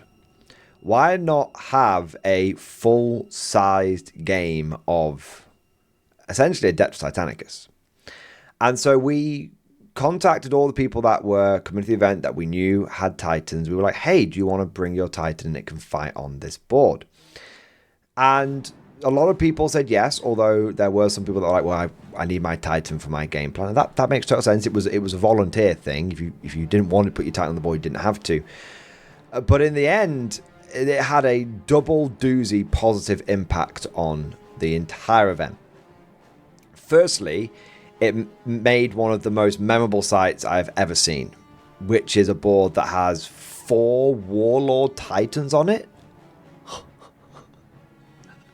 And I assure you, not all of them were 3D printed. Some of them were 3D printed, but I know for a fact at least one of them was the real thing. When you've got a board that has Warhound Titans looking small, and it has Armigers looking like infantrymen, you know you've got an epic board. So it was like for many people, it would be considered like a once-in-a-lifetime sight to see full-blown Titan Legios going at each other in full 40k scale. The other benefit is that for those Titans that didn't take part on this board, it made them feel all the more special for the boards they were playing on. One of the problems we'd had in the second year was that there were so many Titans that they almost didn't feel special because there was just like one on every table. So by having them concentrated on one board, it meant that this is special, because when do you see this many Titans fighting each other elsewhere?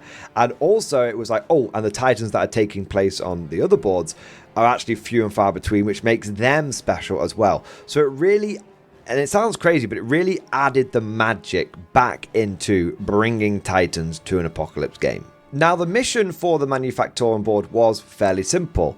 Chaos forces are trying to break into the Manufactorum and reclaim it. Imperial forces are trying to defend it. But this time, rather than it being countless tanks and infantry grinding into each other, it was god engines battling it out. Now, there were still some regular forces that took part in the battle. But what happened is we said that the Titans were only going to fight Titans. And regular forces were only going to fight regular forces, and that way you didn't end up with scenarios where there's like a really cool Titan duel about to happen, and then like 4 Shadow Swords come in and just obliterate the Titan. It's like, oh, well, that's cool because the Shadow Swords are doing what they want to do, but it's kind of lame because the Titans were going to have a one-on-one duel. And there was this whole thing where Titans, there's like a ladder, there's like a scale. So like Warlords would only fight Warlords until the Warlords had won on one side or the other, and then they would be able to shoot down. And Reavers were only going to fight Reavers until there were no Reavers left over, and then they would pair down. And then Warhounds would only fight Warhounds. So it meant that basically Titans in their respective weight classes initially dueled it out. And then when one side ended up emerging victorious in one layer of the duel, it meant that they could start battling it out in other layers of the duel as well. And this meant that, again, you didn't have until later on, which was the whole thing. It was about like spreading it out. So you didn't just have, oh, look, here's my Warhound Titan. Oh, it's died.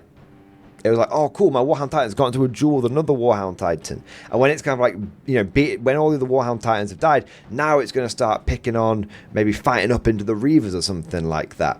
And so having this sort of ladder based on weight class, and having the Titans basically fighting their own battle and the regular forces fighting their own battle, actually made for just an incredible game. And you really got that feeling of the non-Titanic units being ants playing around the feet of giants. And one of the coolest things about this board is that every single turn the pendulum swung. And this is something that we actually noticed on all of the boards this year. It was really prominent on Manufactorum, but we noticed on all the boards with some of the point restrictions that we had brought in. It really felt like when one team had their turn, oh my god, they've got ahead, and then the next team would have their turn, oh my god, now they're ahead. It really felt like the battle could go any and either way. And this is really the case with Manufactorum with, oh my god, there's no way we can possibly pull this back now, and then we have their turn, and then it's like, oh my god, now we're ahead. It just really felt dynamic, and it completely broke the deadlock of this being just a massive slugging match. And it broke the deadlock on this board, and it was just a general sense of that across the entire game hall. There's always going to be moments of attrition. You've always going to have boards like Ostland Shield, for example, where it's like they wanted the suck, they wanted the grinding attrition, and those players knew what they signed up for.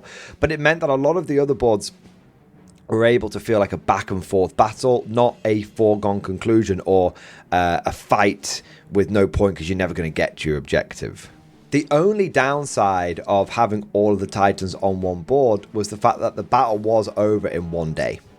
At the end of the first day, the Imperials had managed to throw back the Chaos War engines, although I think every Warlord had died, every Reaver had died. I think there were just a couple of like Warhounds knocking about the place. It was an absolutely radioactive battlefield with all of the Titan reactor cores spitting out fumes everywhere. But despite the loss of essentially a Legio or two on either side, the Imperials did manage to retain fairly convincing control of the Manufactorum on the first day. And so I had a little chat with Prayer and the others that were on that board. And I was like, well, what do you guys want to do? And they were like, don't worry, we've got it.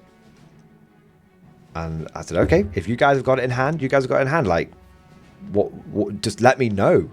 What's your plan? And Prayer said, well, they have got in the shop at Element Games. This just goes to show how many relics, how many cool things they've got in there. they've got a new in-box copy of Adeptus Titanicus. So what we're thinking of doing is basically resetting the board tomorrow and then playing the battle again, but this time with Adeptus Titanicus rules. And we're going to use this as an opportunity to learn a new game. And also we're going to use this as a bit of an experiment for maybe next year's event, because if this works, then we can, from the get-go, rather than having 40k rules, we can just use Adeptus Titanicus rules from the beginning. And I think this is a great example, and I think Manufactorum was a great example of many things, which is why I keep saying it's a great example.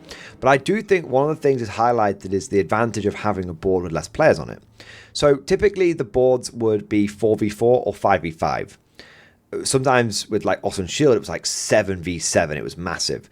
But Manufactorum was essentially 2v2 with Prayer sort of GMing it.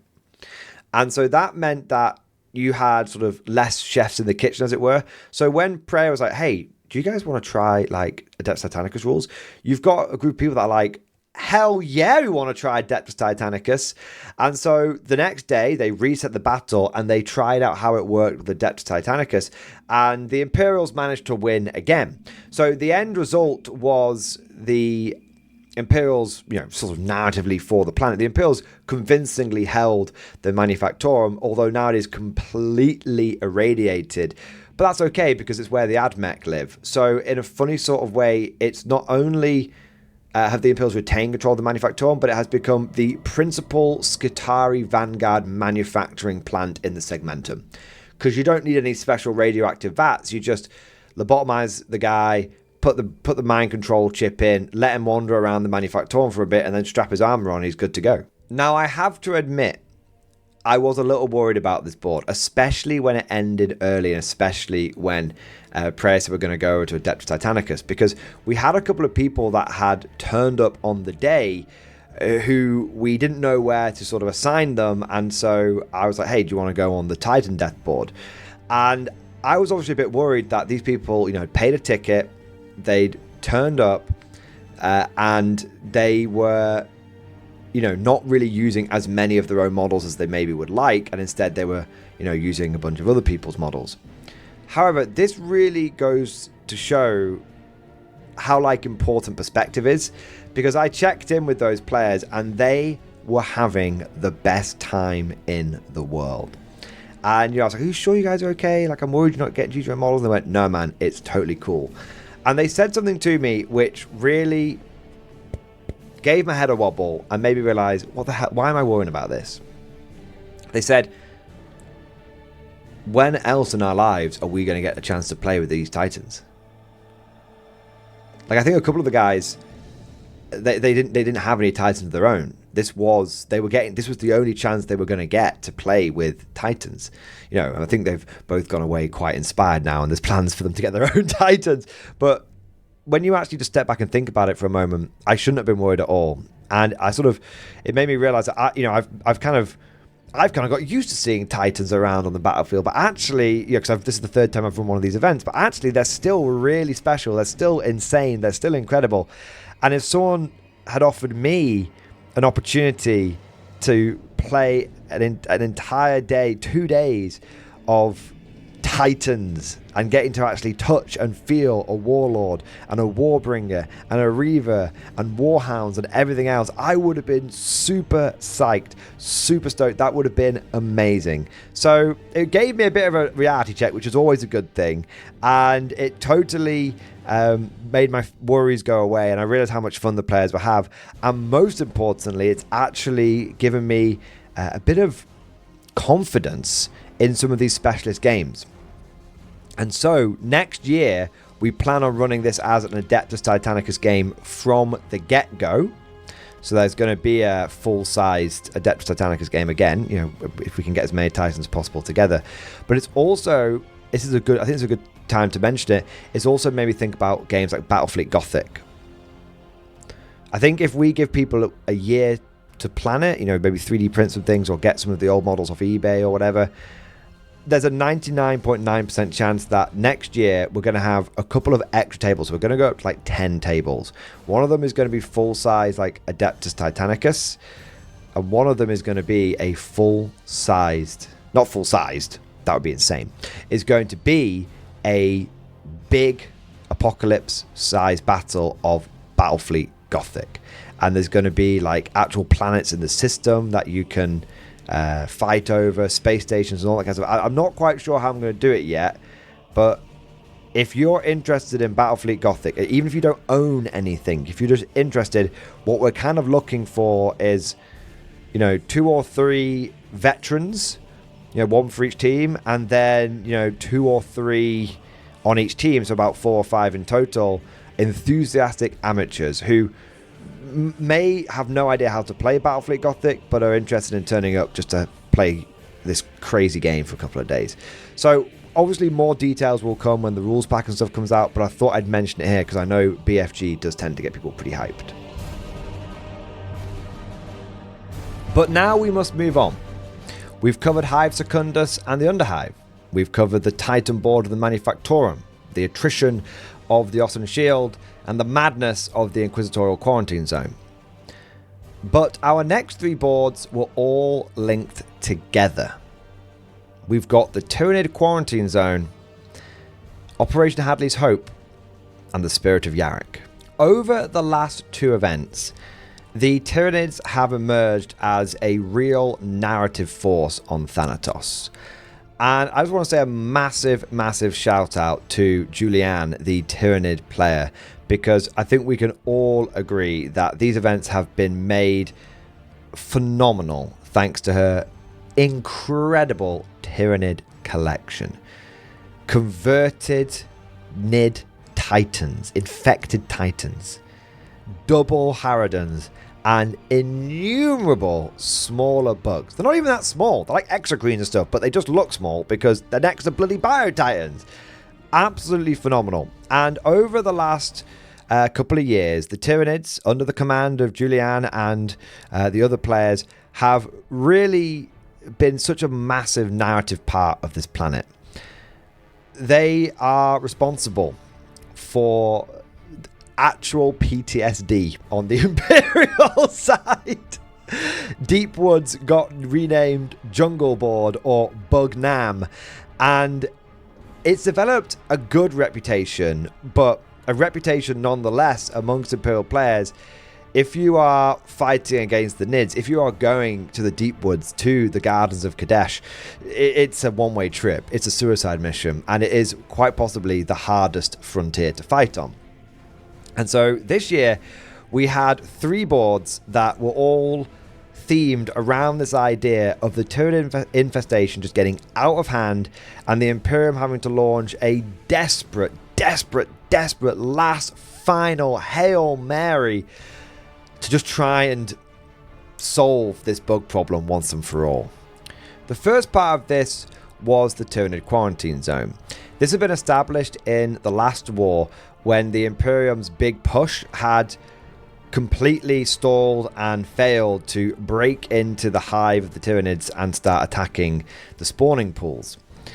And so rather than trying to attack, the Imperium was on the defensive, just trying to contain the Nids. A bit like they were containing the Chaos Forces, they were trying to contain the Nids and stop them from breaking out and consuming the whole planet. And then you had the Spirit of Yarrick, which was an orbiting space station which the Nids had managed to claim a part of at the end of the last event, but most importantly was where the Inquisition was actually developing a bioweapon to try and destroy the Tyranids on the planet.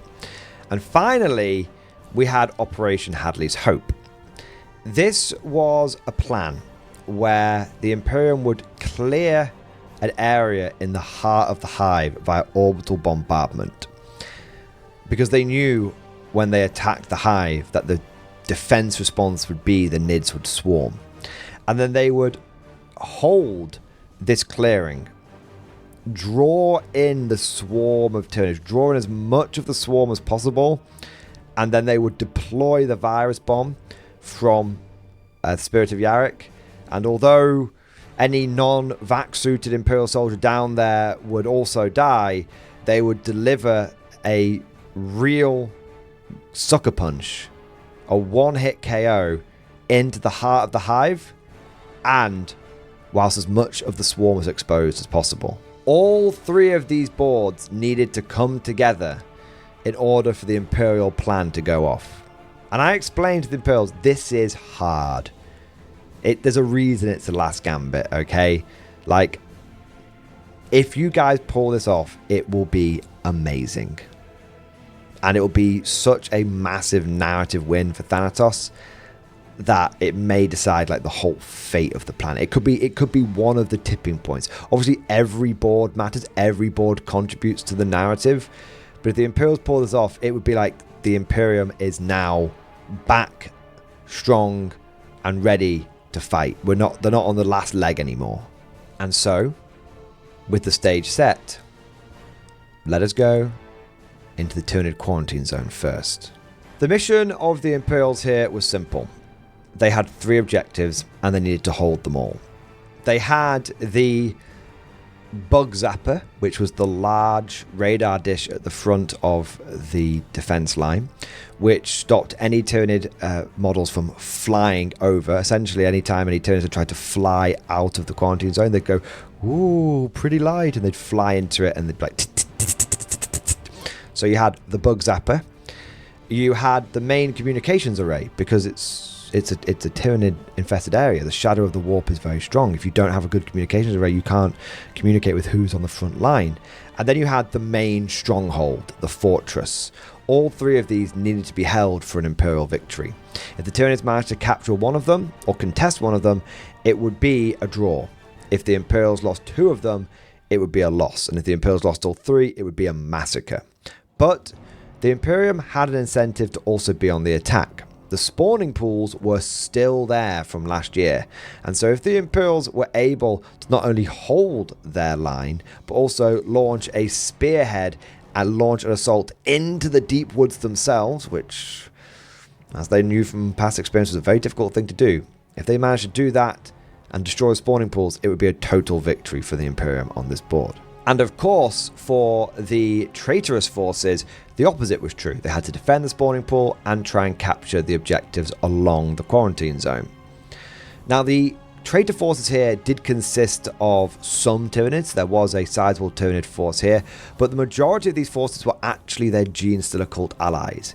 You see, the Tyranids wanted to essentially throw the GSC, throw their brood brothers at the Imperial lines to just try and keep the Imperials busy whilst the main Tyranid swarm could turn around and try and defend the heart of the Hive itself, which was over on Operation Hadleys Hope.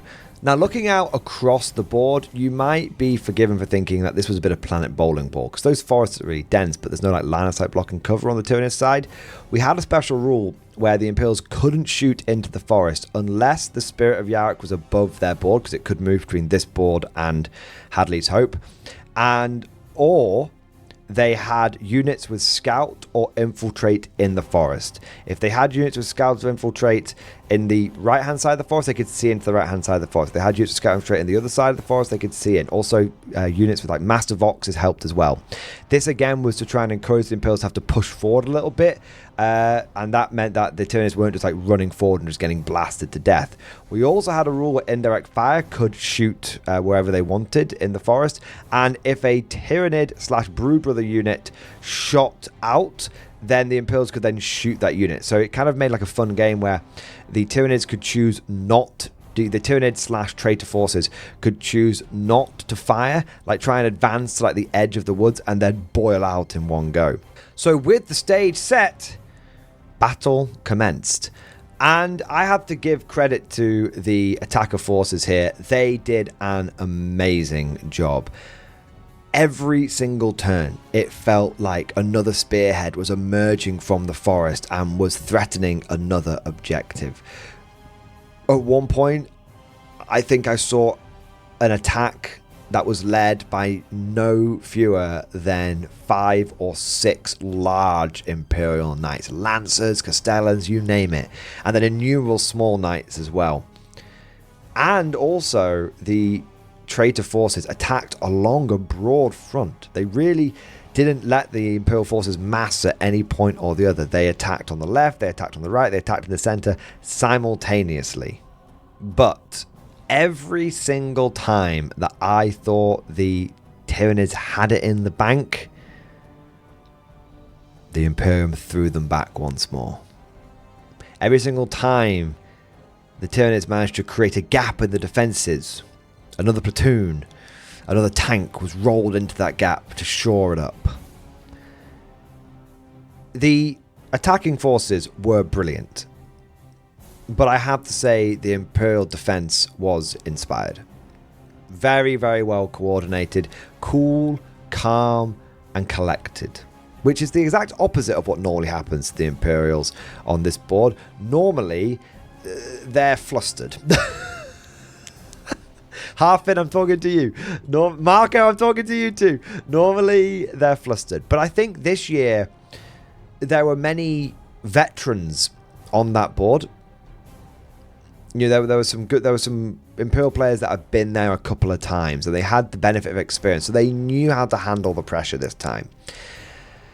And the Imperials also were really good at getting infiltrators into the forest, getting scouting units into the forest. You know, they didn't sit back. They would look, you know, every time one of their scouting forces, they lose line of sight into the forest, got wiped out, they send another one in. They didn't just like pussy over it either. They weren't like, oh, we've got like one Voxcaster towing in. They were like, no, full platoon with scout sentinels, go. We can now definitely see into here. Full platoon and like ratlings, go here. Like they were really good at like actually not gaming the system. They were like, we're going in, we're seeing into the forest, and now we can see. And it was a really back and forth game. And both sides gave it their all. But on day 2, something happened. I don't know if overnight the Imperial team beseeched the Emperor or made a Faustian pact with the devil himself. But I have never seen shooting like it. The Emperor himself guided their shots. And the Tyranid team, I think they'll hold their hands up here and they'll admit that they probably had it. They had a real good chance of at least getting a draw out of that game and maybe even getting a bit more. But the 2 turns around lunchtime, the Imperials just essentially didn't miss a shot. And they blasted all of the major assets of the Tyranid side, of the traitor side, off the board in a firestorm of brutality and mercilessness. No quarter was given. No remorse was shown. And as the last knight toppled, as the last super heavy exploded, as the last Tyranid large bug screamed out its death rattle, after lunch, the Imperium team was in an unassailable position. And they did not rest on their laurels. Without missing a beat, the Imperium team launched a full armoured assault into the heart of the forest, gunning for the spawning pool. Now, fortunately for the Tyranid team, because they had been using all of their high value stuff at the beginning of the battle, they had swarms upon swarms of infantry left over. I think there must have been 300 or 400 infantry that they could call upon, and they could, because infantry is quite cheap and each player can deploy about 1500 points a go as reinforcements. They were actually able to swarm all of this infantry on in like 2 reinforcement steps, which was incredible. And they just basically just clogged up the entire forest with infantry armed with plasma guns, melter guns, mining lasers, seismic cannons. There were Tyranid bugs. Just any kind of infantry they had, they put it into that forest. And between the density of the trees and the constant ambushes of the forces, the Imperial assault made good headway, but didn't quite manage to get any meaningful forces to the spawning pool. In fact, on the last turn, the Imperial forces did manage to get a single Chimera with a squad into base contact with the nearest spawning pool. But unfortunately, when it came to determining their ability to destroy it, the Imperium team did not roll very high at all. On the 2d6 random, let's see what happens. And In fact, the Chimera floored it right into the compound and sank beneath the sticky waves. And the last message heard over the Vox was, "Oh my god, it burns when it gets in your eyes!" Many would consider this a fate worse than death. But despite the tragic end of the Guardsmen to the Kumpool, this was a fairly resounding victory for the Imperium. They had not only managed to threaten the spawning pools themselves, but actually stop the Tyranids from breaking out. You see, if the quarantine zone had cracked, then there was a real chance that even if the main virus bomb had gone off in Hadleys Hope, that enough of the swarm would escape for them to start respawning and becoming a problem once again. So the quarantine zone had held. So Imperial Command here had done their job and done it well. So let's find out what happened in Operation Hadley's Hope. Did they manage to pull it off? Operation Hadley's Hope. I think this was the board that was most intimidating. This was the hardest board for the Imperium by far. Outnumbered 2-1 in players, outnumbered 5 or 6-1 in terms of points. It was beautiful. The idea behind this board is it was a combination of We Were Soldiers and Clendathu drop. The Imperium were deployed in the centre, and they were going to be attacked on all sides. They had to defend one objective, the central tower. The central tower was the focal point for the virus bomb. Every turn that the Imperium could hold it, the stores of the virus bomb would be teleported down bit by bit. Each component of the virus bomb would be teleported down bit by bit from the orbiting spirit of Yarrick. And when, at the end of the weekend, if the Imperium still held the tower, they could press the big red button, unleash the virus bomb, and eradicate the Tyranid swarm once and for all. There were a couple of special rules around this. So firstly, the Imperials did get to start off in a well-fortified area, in a fortress made of shipping containers. You have to think that the Imperials didn't have time to build any fortifications here, but they could fly them in. So they basically flew in a bunch of containers and dropped them off, and then they could land the troops in, like almost an insta-build improvised fortress. They also, but speaking of flying things in, the Imperium could only bring in heavier assets, things Lehman Russ sized and above, via the skies. And they could only bring in infantry on its own 2 feet if it could deep strike. So Scions and Terminators, they could deep strike down, no problem. But everything else had to be brought in via Valkyrie, Arvasleiter, Sky Talon, and a few other bits as well. This made it very hard for the Imperium because any plane they brought in was going to be very, very much a high priority target for the enemy. And if they lost all of their transports or things that they could reasonably narrative into being a transport, maybe a Marauder bomber doesn't do a bombing run. Instead, maybe you take it off the board and it comes back and it's loaded up with a bunch of extra infantry that are going to parachute out the back of it. If they run out of air assets, then it's going to be impossible for them to get reinforcements in, and that's going to go squiffy for them. Fortunately for the Imperials, help came from an unexpected source. I want to do a shout out to MG community member Hypnotic Sage, who 3D printed, painted, and shipped over from the US a ginormous Space Marine landing craft. This thing was huge. It could transport 40 infantry at a time and up to 6 vehicles. It's meant to transport like 6 sort of Space Marine vehicles, so I said it could transport up to 6 Russes, 4 Rogol Dawns, a Super Heavy, or a Warhound Titan. This thing was a vital lifeline to the Imperial forces, and it was very durable. 2-up save, big toughness, big pool of wounds, And as long as this thing kept going, the Imperium could bring in significant quantities of heavy armor every turn, and it would make their ability to hold the line that little bit easier. Now, fundamentally, the Operation Hadleys Hope board was meant to be an Imperial versus Tyranid situation, but the realities of the event is that we've got sort of a few Tyranid players, but the majority of people that are part of the MG community are Guard players or other faction players. And so what ended up happening is the fight became almost a three-way affair. On two of the approaches, because there's 4 channels to the main fort, on 2 of the approaches, the Tyranids were in the vast majority, and on the other 2 approaches, Chaos forces led forward by the Iron Warriors were definitely in command.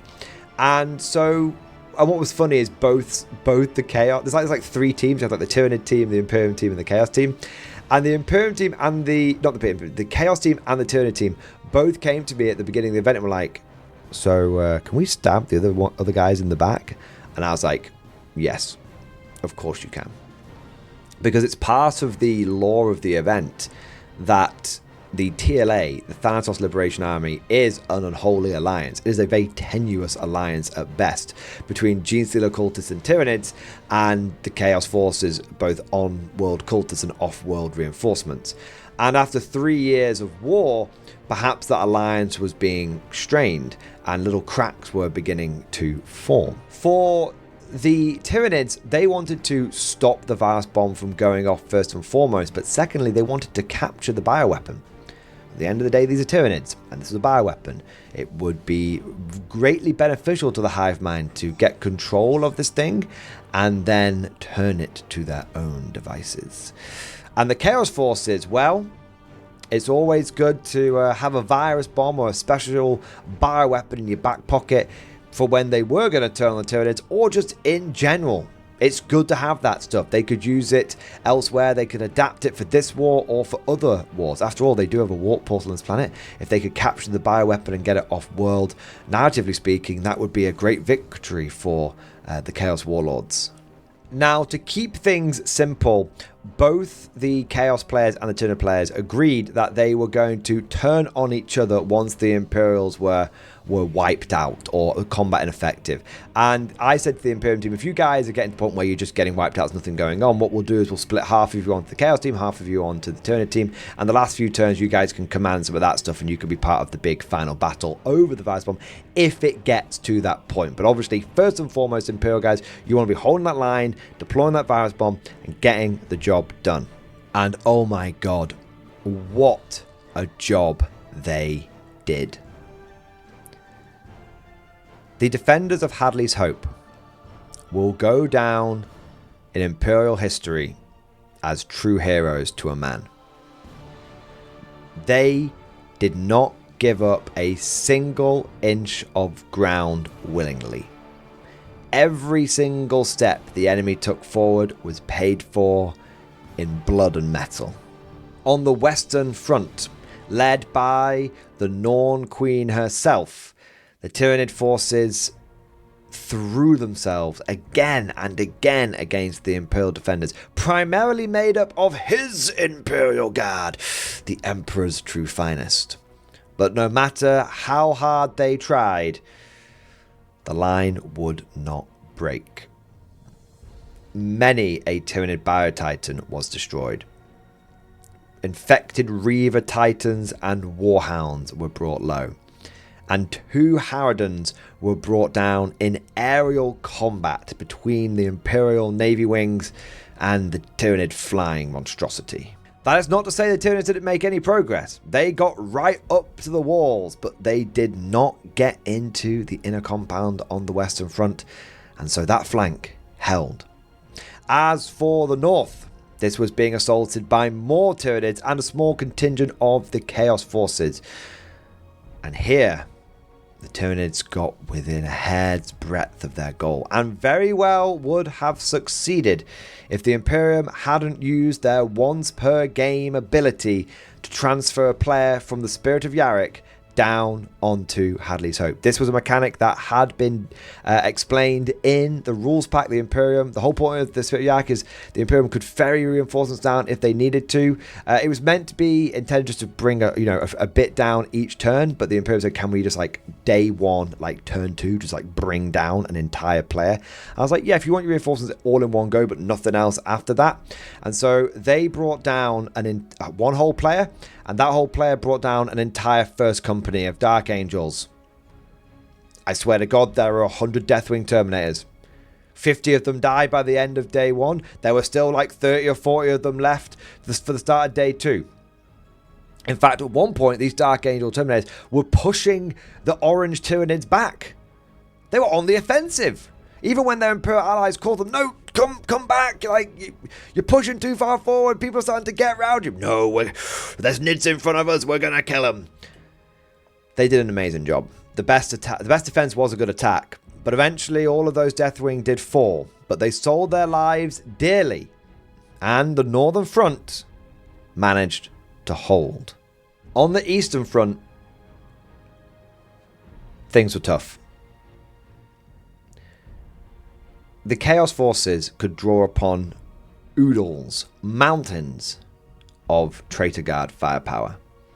And they combined this with pinpoint assaults from Chaos Space Marines, especially those mounted up in Mastodons. Mastodons were a thing on the Chaos side.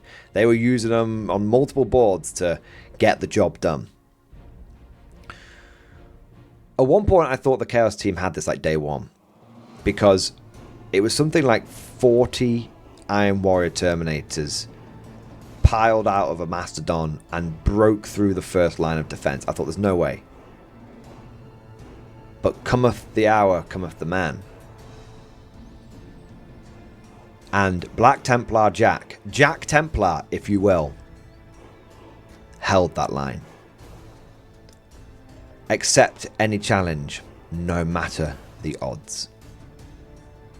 Those Iron Warrior Terminators did not move an inch for nearly the rest of the entire battle, as wave after wave of Black Templar Crusaders, knowing the fight was against them, knowing that they were in power armor with chainswords, and the Terminators were in dreadnought armor with power fists and power swords, knowing that they were going to their deaths, they went forward again and again and again, and they held the Eastern Front.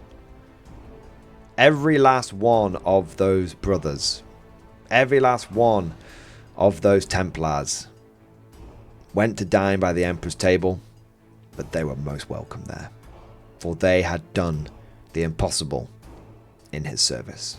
That just left the Southern Front. But as it would turn out, this is exactly where the Chaos Forces would get their victory. Bringing on enough armigers to sink a battleship, they filled the sky with enough ack-ack that not a single Imperial flyer could get through. Even the Space Marine assault craft, the MG07, donated from Hypnotic Sage, was brought down on day 2 by their intense anti-air barrage. And with that vital lifeline broken, the Imperial forces began to collapse. Mastodons, I told you more of them. Iron Warriors, fallen Dark Angels, everything ploughed in on the Southern Front. And with a desperate effort, the Imperials tried to plug the gap. In one turn, they brought in 28 flyers and dropped in hundreds and hundreds of Guard infantry. The commander of the Armageddon Steel Legion forces delivered a speech to his men, knowing that if they went onto that planet, that they would die, because their gas masks weren't going to protect them from the virus bomb. But they had to go in there. They had to hold the Southern Front. They had to hold the other fronts. Everything started collapsing at the second half of day 2.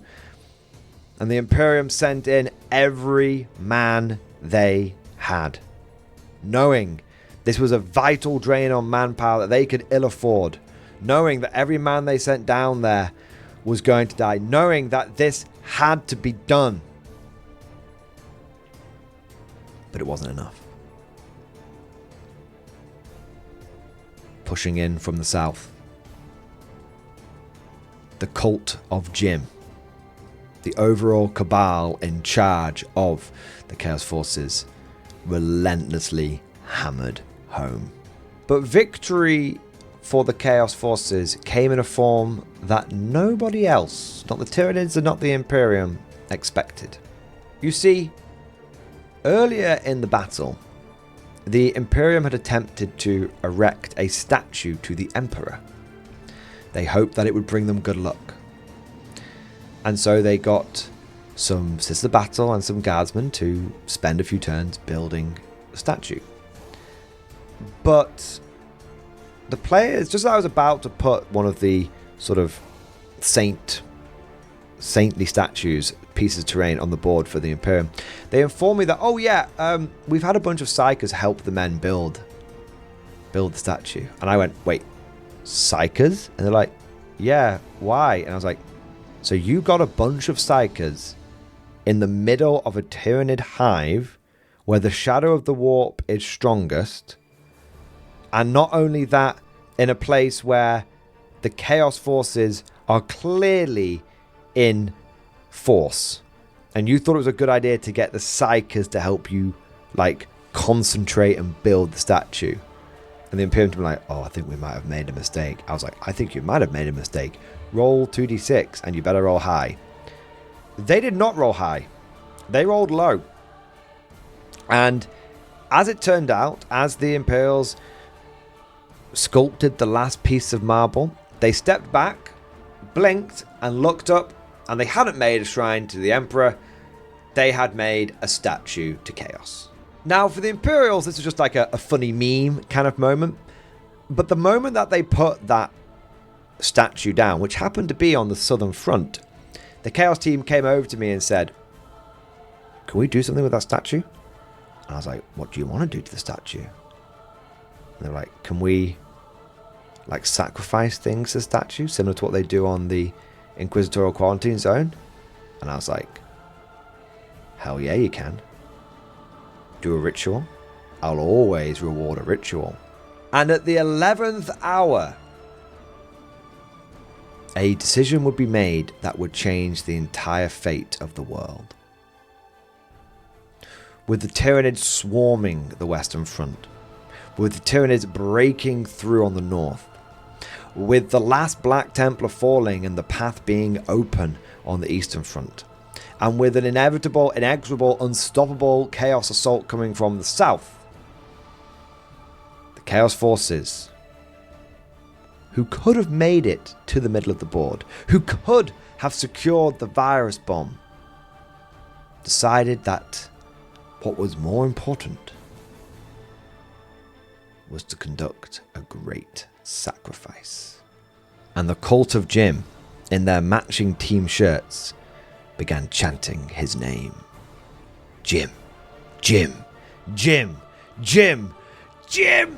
And as the ritual reached its crescendo, they took every single Dark Angel model they had and they sent them into the statue, into the warp portal that emerged, that was created by this huge buildup of chaotic Jim-based energy. The fallen Dark Angels had been told that this portal would send them back to Caliban 10,000 years in the past. This time they would win. This time they would do it right. They were being led by their Primarch, Lionel Jimson, and he would lead them to victory. And every single one of them marched into that portal. But they were all deceived. For as the last green-clad brother entered the portal, Lionel Jimson's armor shimmered. And it turned out, instead, to be another Primarch, Jim Farius. And his cunning plan of using the fallen against themselves had come to fruition.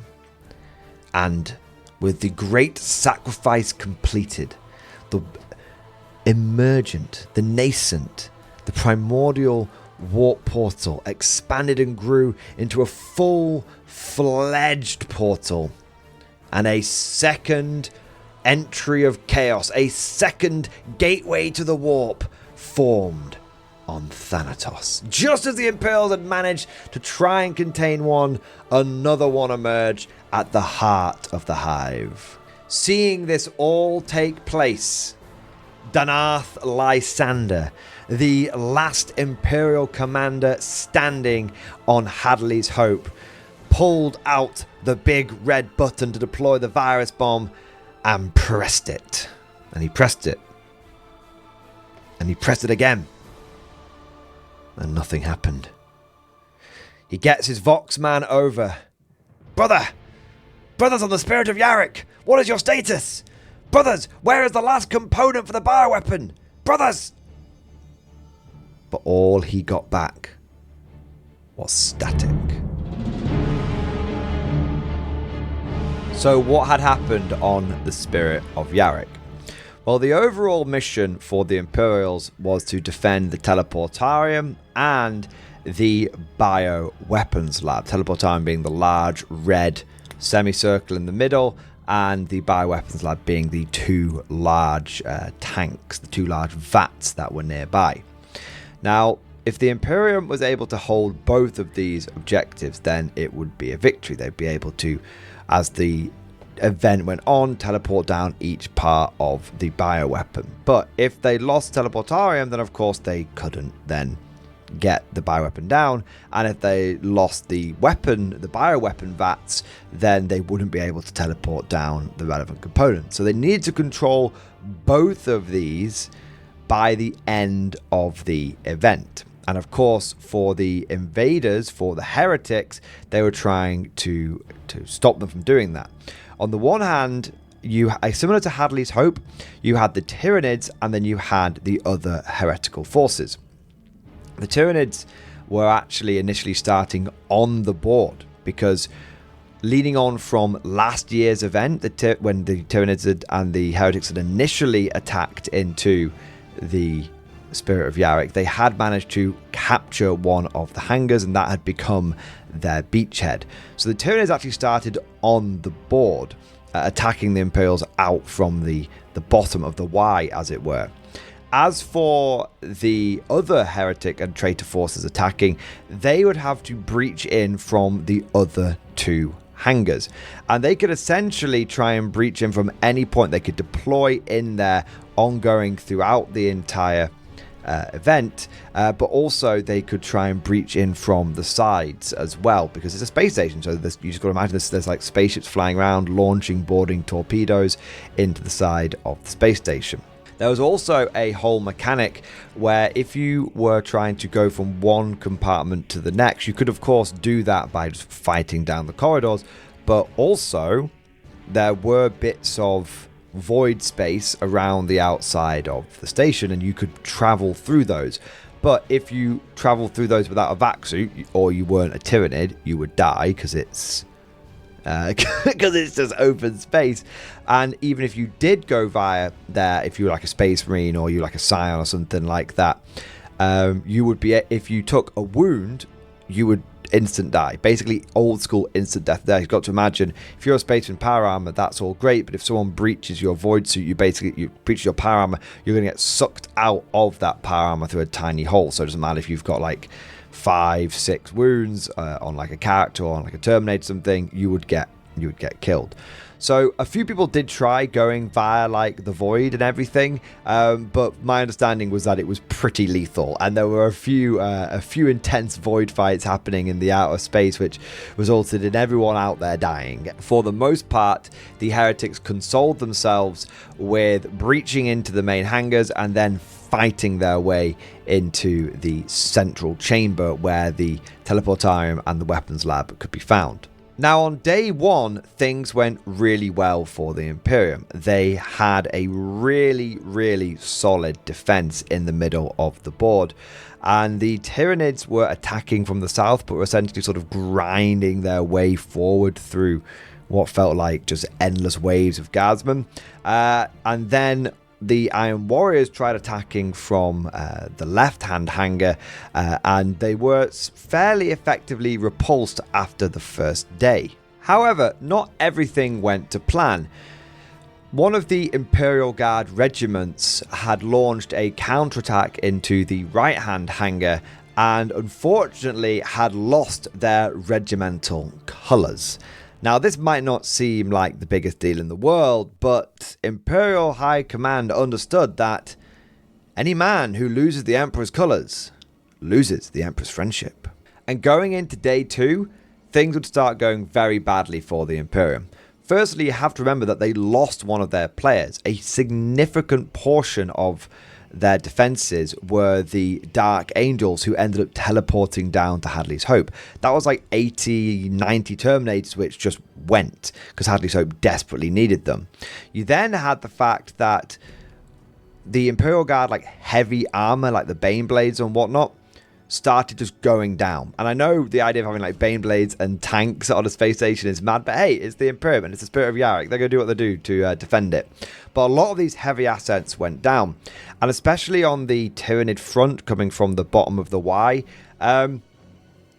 it was essentially just guardsmen just getting munched. And a lot of their heavy assets, a lot of the sort of allied units that had significant anti-tank were just getting slaughtered. Or were dead by the end of day 1. And so it was just guardsmen with very little in the way of serious anti-tank just getting munched on, just getting absolutely devoured by what seemed like an endless stream of Tyranid large monsters. Even a timely intervention from the Space Wolves only bought them some time, and it wasn't long before various Tyranid Gribblies were starting to get within striking distance of the weapons lab. Combine this with the fact that the attack on the left-hand hangar had actually been a diversion by the Iron Warriors. They had done it to draw over a load of the Imperial defenses, and then day 2, the Chaos Forces went all in on the right-hand hangar. We had Tau coming in and using railguns point blank to just throw back the Imperials. And then you had Genestealer cultists who, well, you don't want to let Pure Strains, you don't want to let Metamorphs, you don't want to let Acolytes basically come in from the void and just start getting into melee with you very quickly. The Genestealers also had a wicked plan of, they had a whole bunch of trucks which all had the cache of demolition charges on them, and the idea was they were clearing a way to then launch in these trucks on essentially a Mad Max style witness me run to launch them into Teleportarium to try and destroy it, and they were setting all of that up. So very quickly the Imperials found themselves out of position and beginning to get overwhelmed. Now, perhaps the Imperials could have transferred reinforcements from Hadleys Hope using their air wing, but Hadleys Hope was under immense strain and stress, and going into day 2, very early on in day 2, you have to remember the MG07, the heavy lifter that was what was bringing in so much that could transport significant quantities of stuff, was dead. And after the Imperials had that all in on Hadleys Hope, there were no flyers left over to be able to transfer reinforcements back up to Hadleys Hope. And even if there had been flyers left over, let's be realistic, the Imperium didn't have the troops spare to get them up there. Everything was committed to Hadleys Hope, and the Imperials on Spirit of Yarrick were fairly quickly finding themselves being pushed back. Seeing the writing on the wall, Imperial High Command decided that they had to get their priorities in order. They had to get the situation under control. And by the situation, they meant they had to recover the Emperor's colours. A massive amount of role-playing effort and dedication from the Imperium team saw them actually manage to recover the Emperor's colours from the hangar in the face of this overwhelming Genestealer cult assault. And not only did they manage to recover them, but they also managed to get them back into the main compound. But it had cost them a lot. I believe they lost 2 or 3 Baneblades and multiple companies of guardsmen to achieve it. And so with the bulk of their forces now lying dead on the corridors of the Spirit of Yarrick, the Imperium team did the only thing they could do. They had to deny the Spirit of Yarrick falling into the hands of the enemy. They had to deny the bioweapon. You can't have the Tau getting access to an Imperial bioweapon. You can't have the Iron Warriors getting access to it. And again, you don't want the Tyranids to get access to it.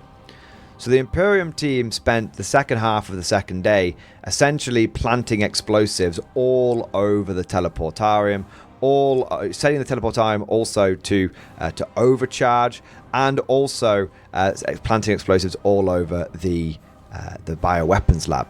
Once this was achieved, they retreated their forces into the left-hand hangar, which the heretics were no longer attacking through, and managed to conduct a successful extraction of their remaining forces, along with recovering the all-important flag. And just as the Tyranid Heretic Tau alliance was crooning over their victory, the Imperium detonated the overcharged Teleportarium. You see, they didn't just want to deny the Teleportarium, deny the bioweapon to the attacking forces. They wanted to send them all straight to hell. And so as the last Imperial got on board the last flyer with the flag and flew away from the station, the overcharged Teleportarium was destroyed, opening a warp rift and sucking the Spirit of Yarrick and all of the remaining forces, all the enemy forces on board, straight into the warp itself. Full-blown Event Horizon style. Now, putting the narrative to one side for a moment, I want to highlight both teams on the Spirit of Yarrick for their exceptional sportsmanship. You see, it was identified early on that the Spirit of Yarrick board was a little small, and as a result, it was a massive traffic jam. And if you look at the Imperial side, they could have just moved blocked and basically, through sheer mass, just denied the enemy from ever getting near. But both sides realized that that wouldn't be fun. It wouldn't be fun for the Imperials because it would just be this blob of models in the middle, and it wouldn't be fun for the attackers because they wouldn't have had a chance. So when the Dark Angels went down to the planet, what both sides agreed to do was to actually thin out their forces.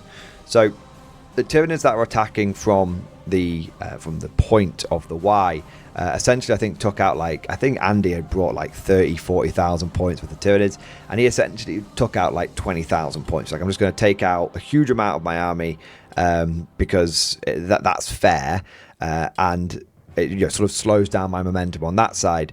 And the Imperium team are like, oh, okay, well, what we'll do is we'll essentially just massively thin out the mid.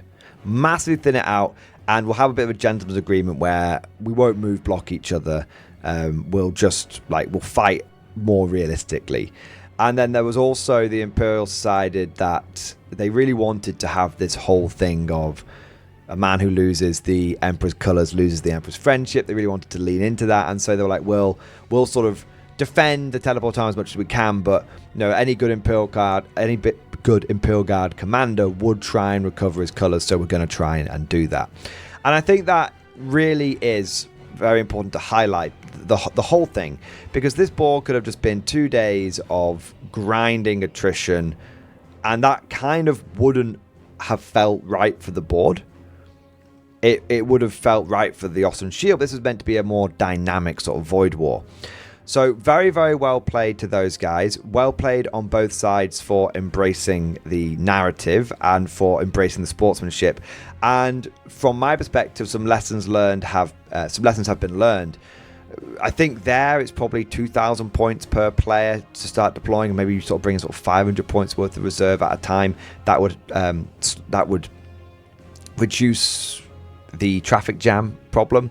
And then also with the Spirit of Yarrick getting sucked into the warp, now it's got the potential to come back as a space sulk in future events, and that will allow me to change the size and shape of the board, which would also again help reduce this traffic jam problem. And also, next time the Spirit of Yarrick turns up, it'll be a different shape, and also no one will initially start on the board. So the idea is that people will fight through to maybe recover relics from the Spirit of Yarrick and whatnot. So some lessons learned on my side, and some very well dones on the player's side. And so with that, we know what happened on each board. We know what happened in each battle sector. But I suppose the big question is, what was the overall outcome? What was the fate of Thanatos? Well, the first thing to understand is this year is a little bit different to the last couple of years. In the last couple of years, it was really prescriptive. It was really designated what was considered a victory on one side or the other. Was this a narrative victory for one side, a tactical victory for another? And this was done board by board. This year, I'm not doing that. And I'm not going to be doing it going forward on the events. Instead, I have merely described what has happened on each board. I've given you a summary of the events, and then it will be up to the players to discuss, debate, argue over who they think won one board or the other, who they think overall was more successful on the planet. So I'm not going to say who won and lost the event. That's going to be up to you guys to battle it out in the comment section. But here is a brief summary of the end of the planet with a few extra story bits that are going to be thrown in, that sort of happened off screen, as it were. All of these are things that were discussed with the players, so don't think I'm adding in a bit of Deus Ex Machina or anything like that. Starting off with Hive Secondus and the Underhive. On the one hand, the Lord Governor survived. He made it out of there, and the Imperium, that was one of their goals, to protect the Lord Governor. On the other hand, this is the second Hive City which has been destroyed, and that's not a good thing. And with the war between the Underhive and the Upworlders reaching a rather dramatic conclusion, who knows what kind of rebellion that is going to ferment in the future. Do the Underhivers now consider themselves to be the true loyalists of the Imperium, Gelt having fled his position again, or are they considered traitors that have turned against the Imperium? I mean, after all, Gelt is still the governor of the planet. As for the Ostland shield, it held in places, but it definitely was cracked in others. And with the main Imperial bunker being destroyed, that's a pretty big blow to Imperial Command. Although they did take with them Ghazghkull, or a Ghazghkull wannabe, and many of his Nob bodyguard as well. So perhaps command on both sides has been decimated there, or perhaps another orc will merely take the place and lead the war going forward. As for the Inquisitorial quarantine zone, the Imperium did manage to diminish the power of the Eye of Dravaza, the warp portal, but on the other hand, you've had a Chaos Lord who has gone from being a Lord to a Demon Prince to now a Greater Demon, and his ascendancy could prove to be a big problem in the Imperium's future. As for the Manufactorum, the Imperium did hold on to it, but they lost pretty much every Titan they had on the planet defending it. Now, the Chaos Forces also lost a lot of Titans as well, so huge assets lost on both sides. But the Manufactorum is now fully irradiated. Will the Adeptus Mechanicus have to rely more on Skitarii and Servitors to work there? Or will they just not care and just throw people into the irradiated hellhole of the Manufactorum to keep the production quotas going? That could work, but it could lead to some mutations, and it could lead to some pretty angry workers. But then we get to the Tyranid Quarantine Zone, Hadleys Hope, and the Spirit of Yarrick. These three boards that were connected, that were such a focal point of this entire conflict. Now, if you remember, I did say that the Imperium had been packing the main tower, the deployment device of the bioweapon, with as much explosives as possible to try and deny the weapon falling into the hands of the enemy. One thing that happened, one narrative point that happened at the end of the day on Hadleys Hope, is the Imperials detonated those charges. Now, considering that the vast majority of the bioweapon, the different components, had been teleported down, this explosion did act as some kind of catalyst. And the idea was, and the narrative that formed around this, was that the bioweapon went off, but it wasn't quite as potent as it could have been. It dealt a huge blow to the Tyranids there, right in the heart of the Hive, but it didn't quite wipe out the entire swarm. And now what you've got is a Tyranid Hive which is badly decimated, and you've got a Chaos Warp Portal which is starting to spew out some denizens of the Warp. In a funny sort of way though, this kind of works out for the Imperium. Task failed successfully. I mean, after all, the Tyranid quarantine zone held. It's intact. That ring of steel contains that entire area of the planet. And now the Tyranid Hive, we know its response to when it gets attacked is to swarm, is to concentrate on that threat that is attacking the Hive. The Imperium learnt this from the second war, and they applied that to the whole thing with Hadleys Hope in this third war. So now you have a Tyranid Hive which is focused on attacking the almost limitless amount of warp creatures and chaos space marines, whatever else is going to come out of that portal.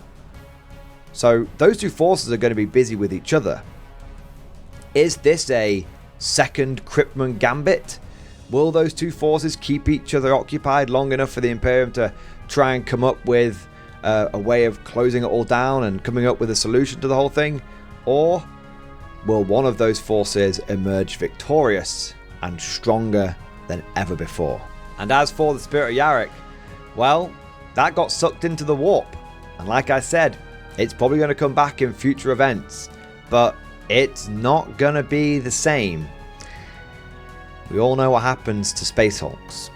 They grow, they become twisted, and they become full of Xenos and warp energy. Perhaps next time we see the Spirit of Yarrick, it could be both a prize and a problem for both sides. So who won overall at Thanatos? Well, like I said, that's really up to you guys to decide. But if I may have one comment on this, I'd like to read a quote, a fairly famous Warhammer 40k quote, which I think is rather apt.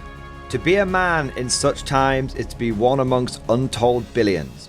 It is to live in the cruelest and most bloody regime imaginable. These are the tales of those times. Forget the power of technology and science, for so much has been forgotten, never to be relearned. Forget the promise of progress and understanding, for in the grim dark future there is only war. There is no peace amongst the stars, only an eternity of carnage and slaughter, and the laughter of thirsting gods. But on that note, I think we'll wrap the video up there. Thank you so much for watching. I really look forward to seeing all of your comments and reading what you guys thought about the event. For those of you that are interested in attending one of these events in the future, the best thing you can do to get notice of them is to subscribe to the channel. I tend to do the announcements of the events here because this is the place that has the most reach, and that way I can get the information out to the most people this way. But you do also get early access to things like the event tickets by being in the Mordianglorytv Discord, which you can join by being a channel member. And I can tell you right now that I will be doing another one of these in 2026 for Warhammer 40k, and it's going to be a new campaign. It'll be set in the Thanatos universe, so there'll be some hints and references back to it, but it's going to be the start of a new campaign. So if you want to get in at the ground floor and you want to be part of the story from the beginning, make sure you keep an eye out for those event tickets when they go up in the future. On top of this, I've got some vague plans to sort of playing around the idea right now to run events other than 40k next year as well. So we might have an Old World one and a Heresy one as well, maybe even a Conflict 47 one. And so we'll see how all those go. So if you want to play in a big Apocalypse style game for Heresy, big Apocalypse style game for Old World and other games as well, like I said, keep an eye on the channel and you'll hear announcements for those things here. But that's all for now. Thank you for watching. And as always, I'll see you guys next time. Would you like to know more? If so, then please consider becoming a channel member or patron. By supporting the channel, not only will you be doing your part, but you'll also be helping me create more content for your viewing pleasure and unlocking a whole host of perks. You get everything from a badge next to your name, custom emojis, but the big one is access to the Mordian Glory Discord server, an online community with almost 2,500 active members. It's always popping off in the MG Discord. We've got channels for army lists, hobbying, tactics, stories, and even a pretty spicy meme section as well. For all you greenhorns that wanted to see the Mordian glory hole, today is your lucky day.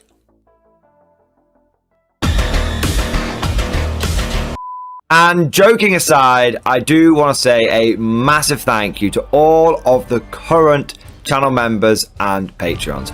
You guys are amazing, truly the lifeblood of the channel. I could not do Mordian Glory full-time without the incredible and generous support of my members, so thank you guys so much. And last but certainly not least, I want to say a personal thank you to all of my top tier Patreons.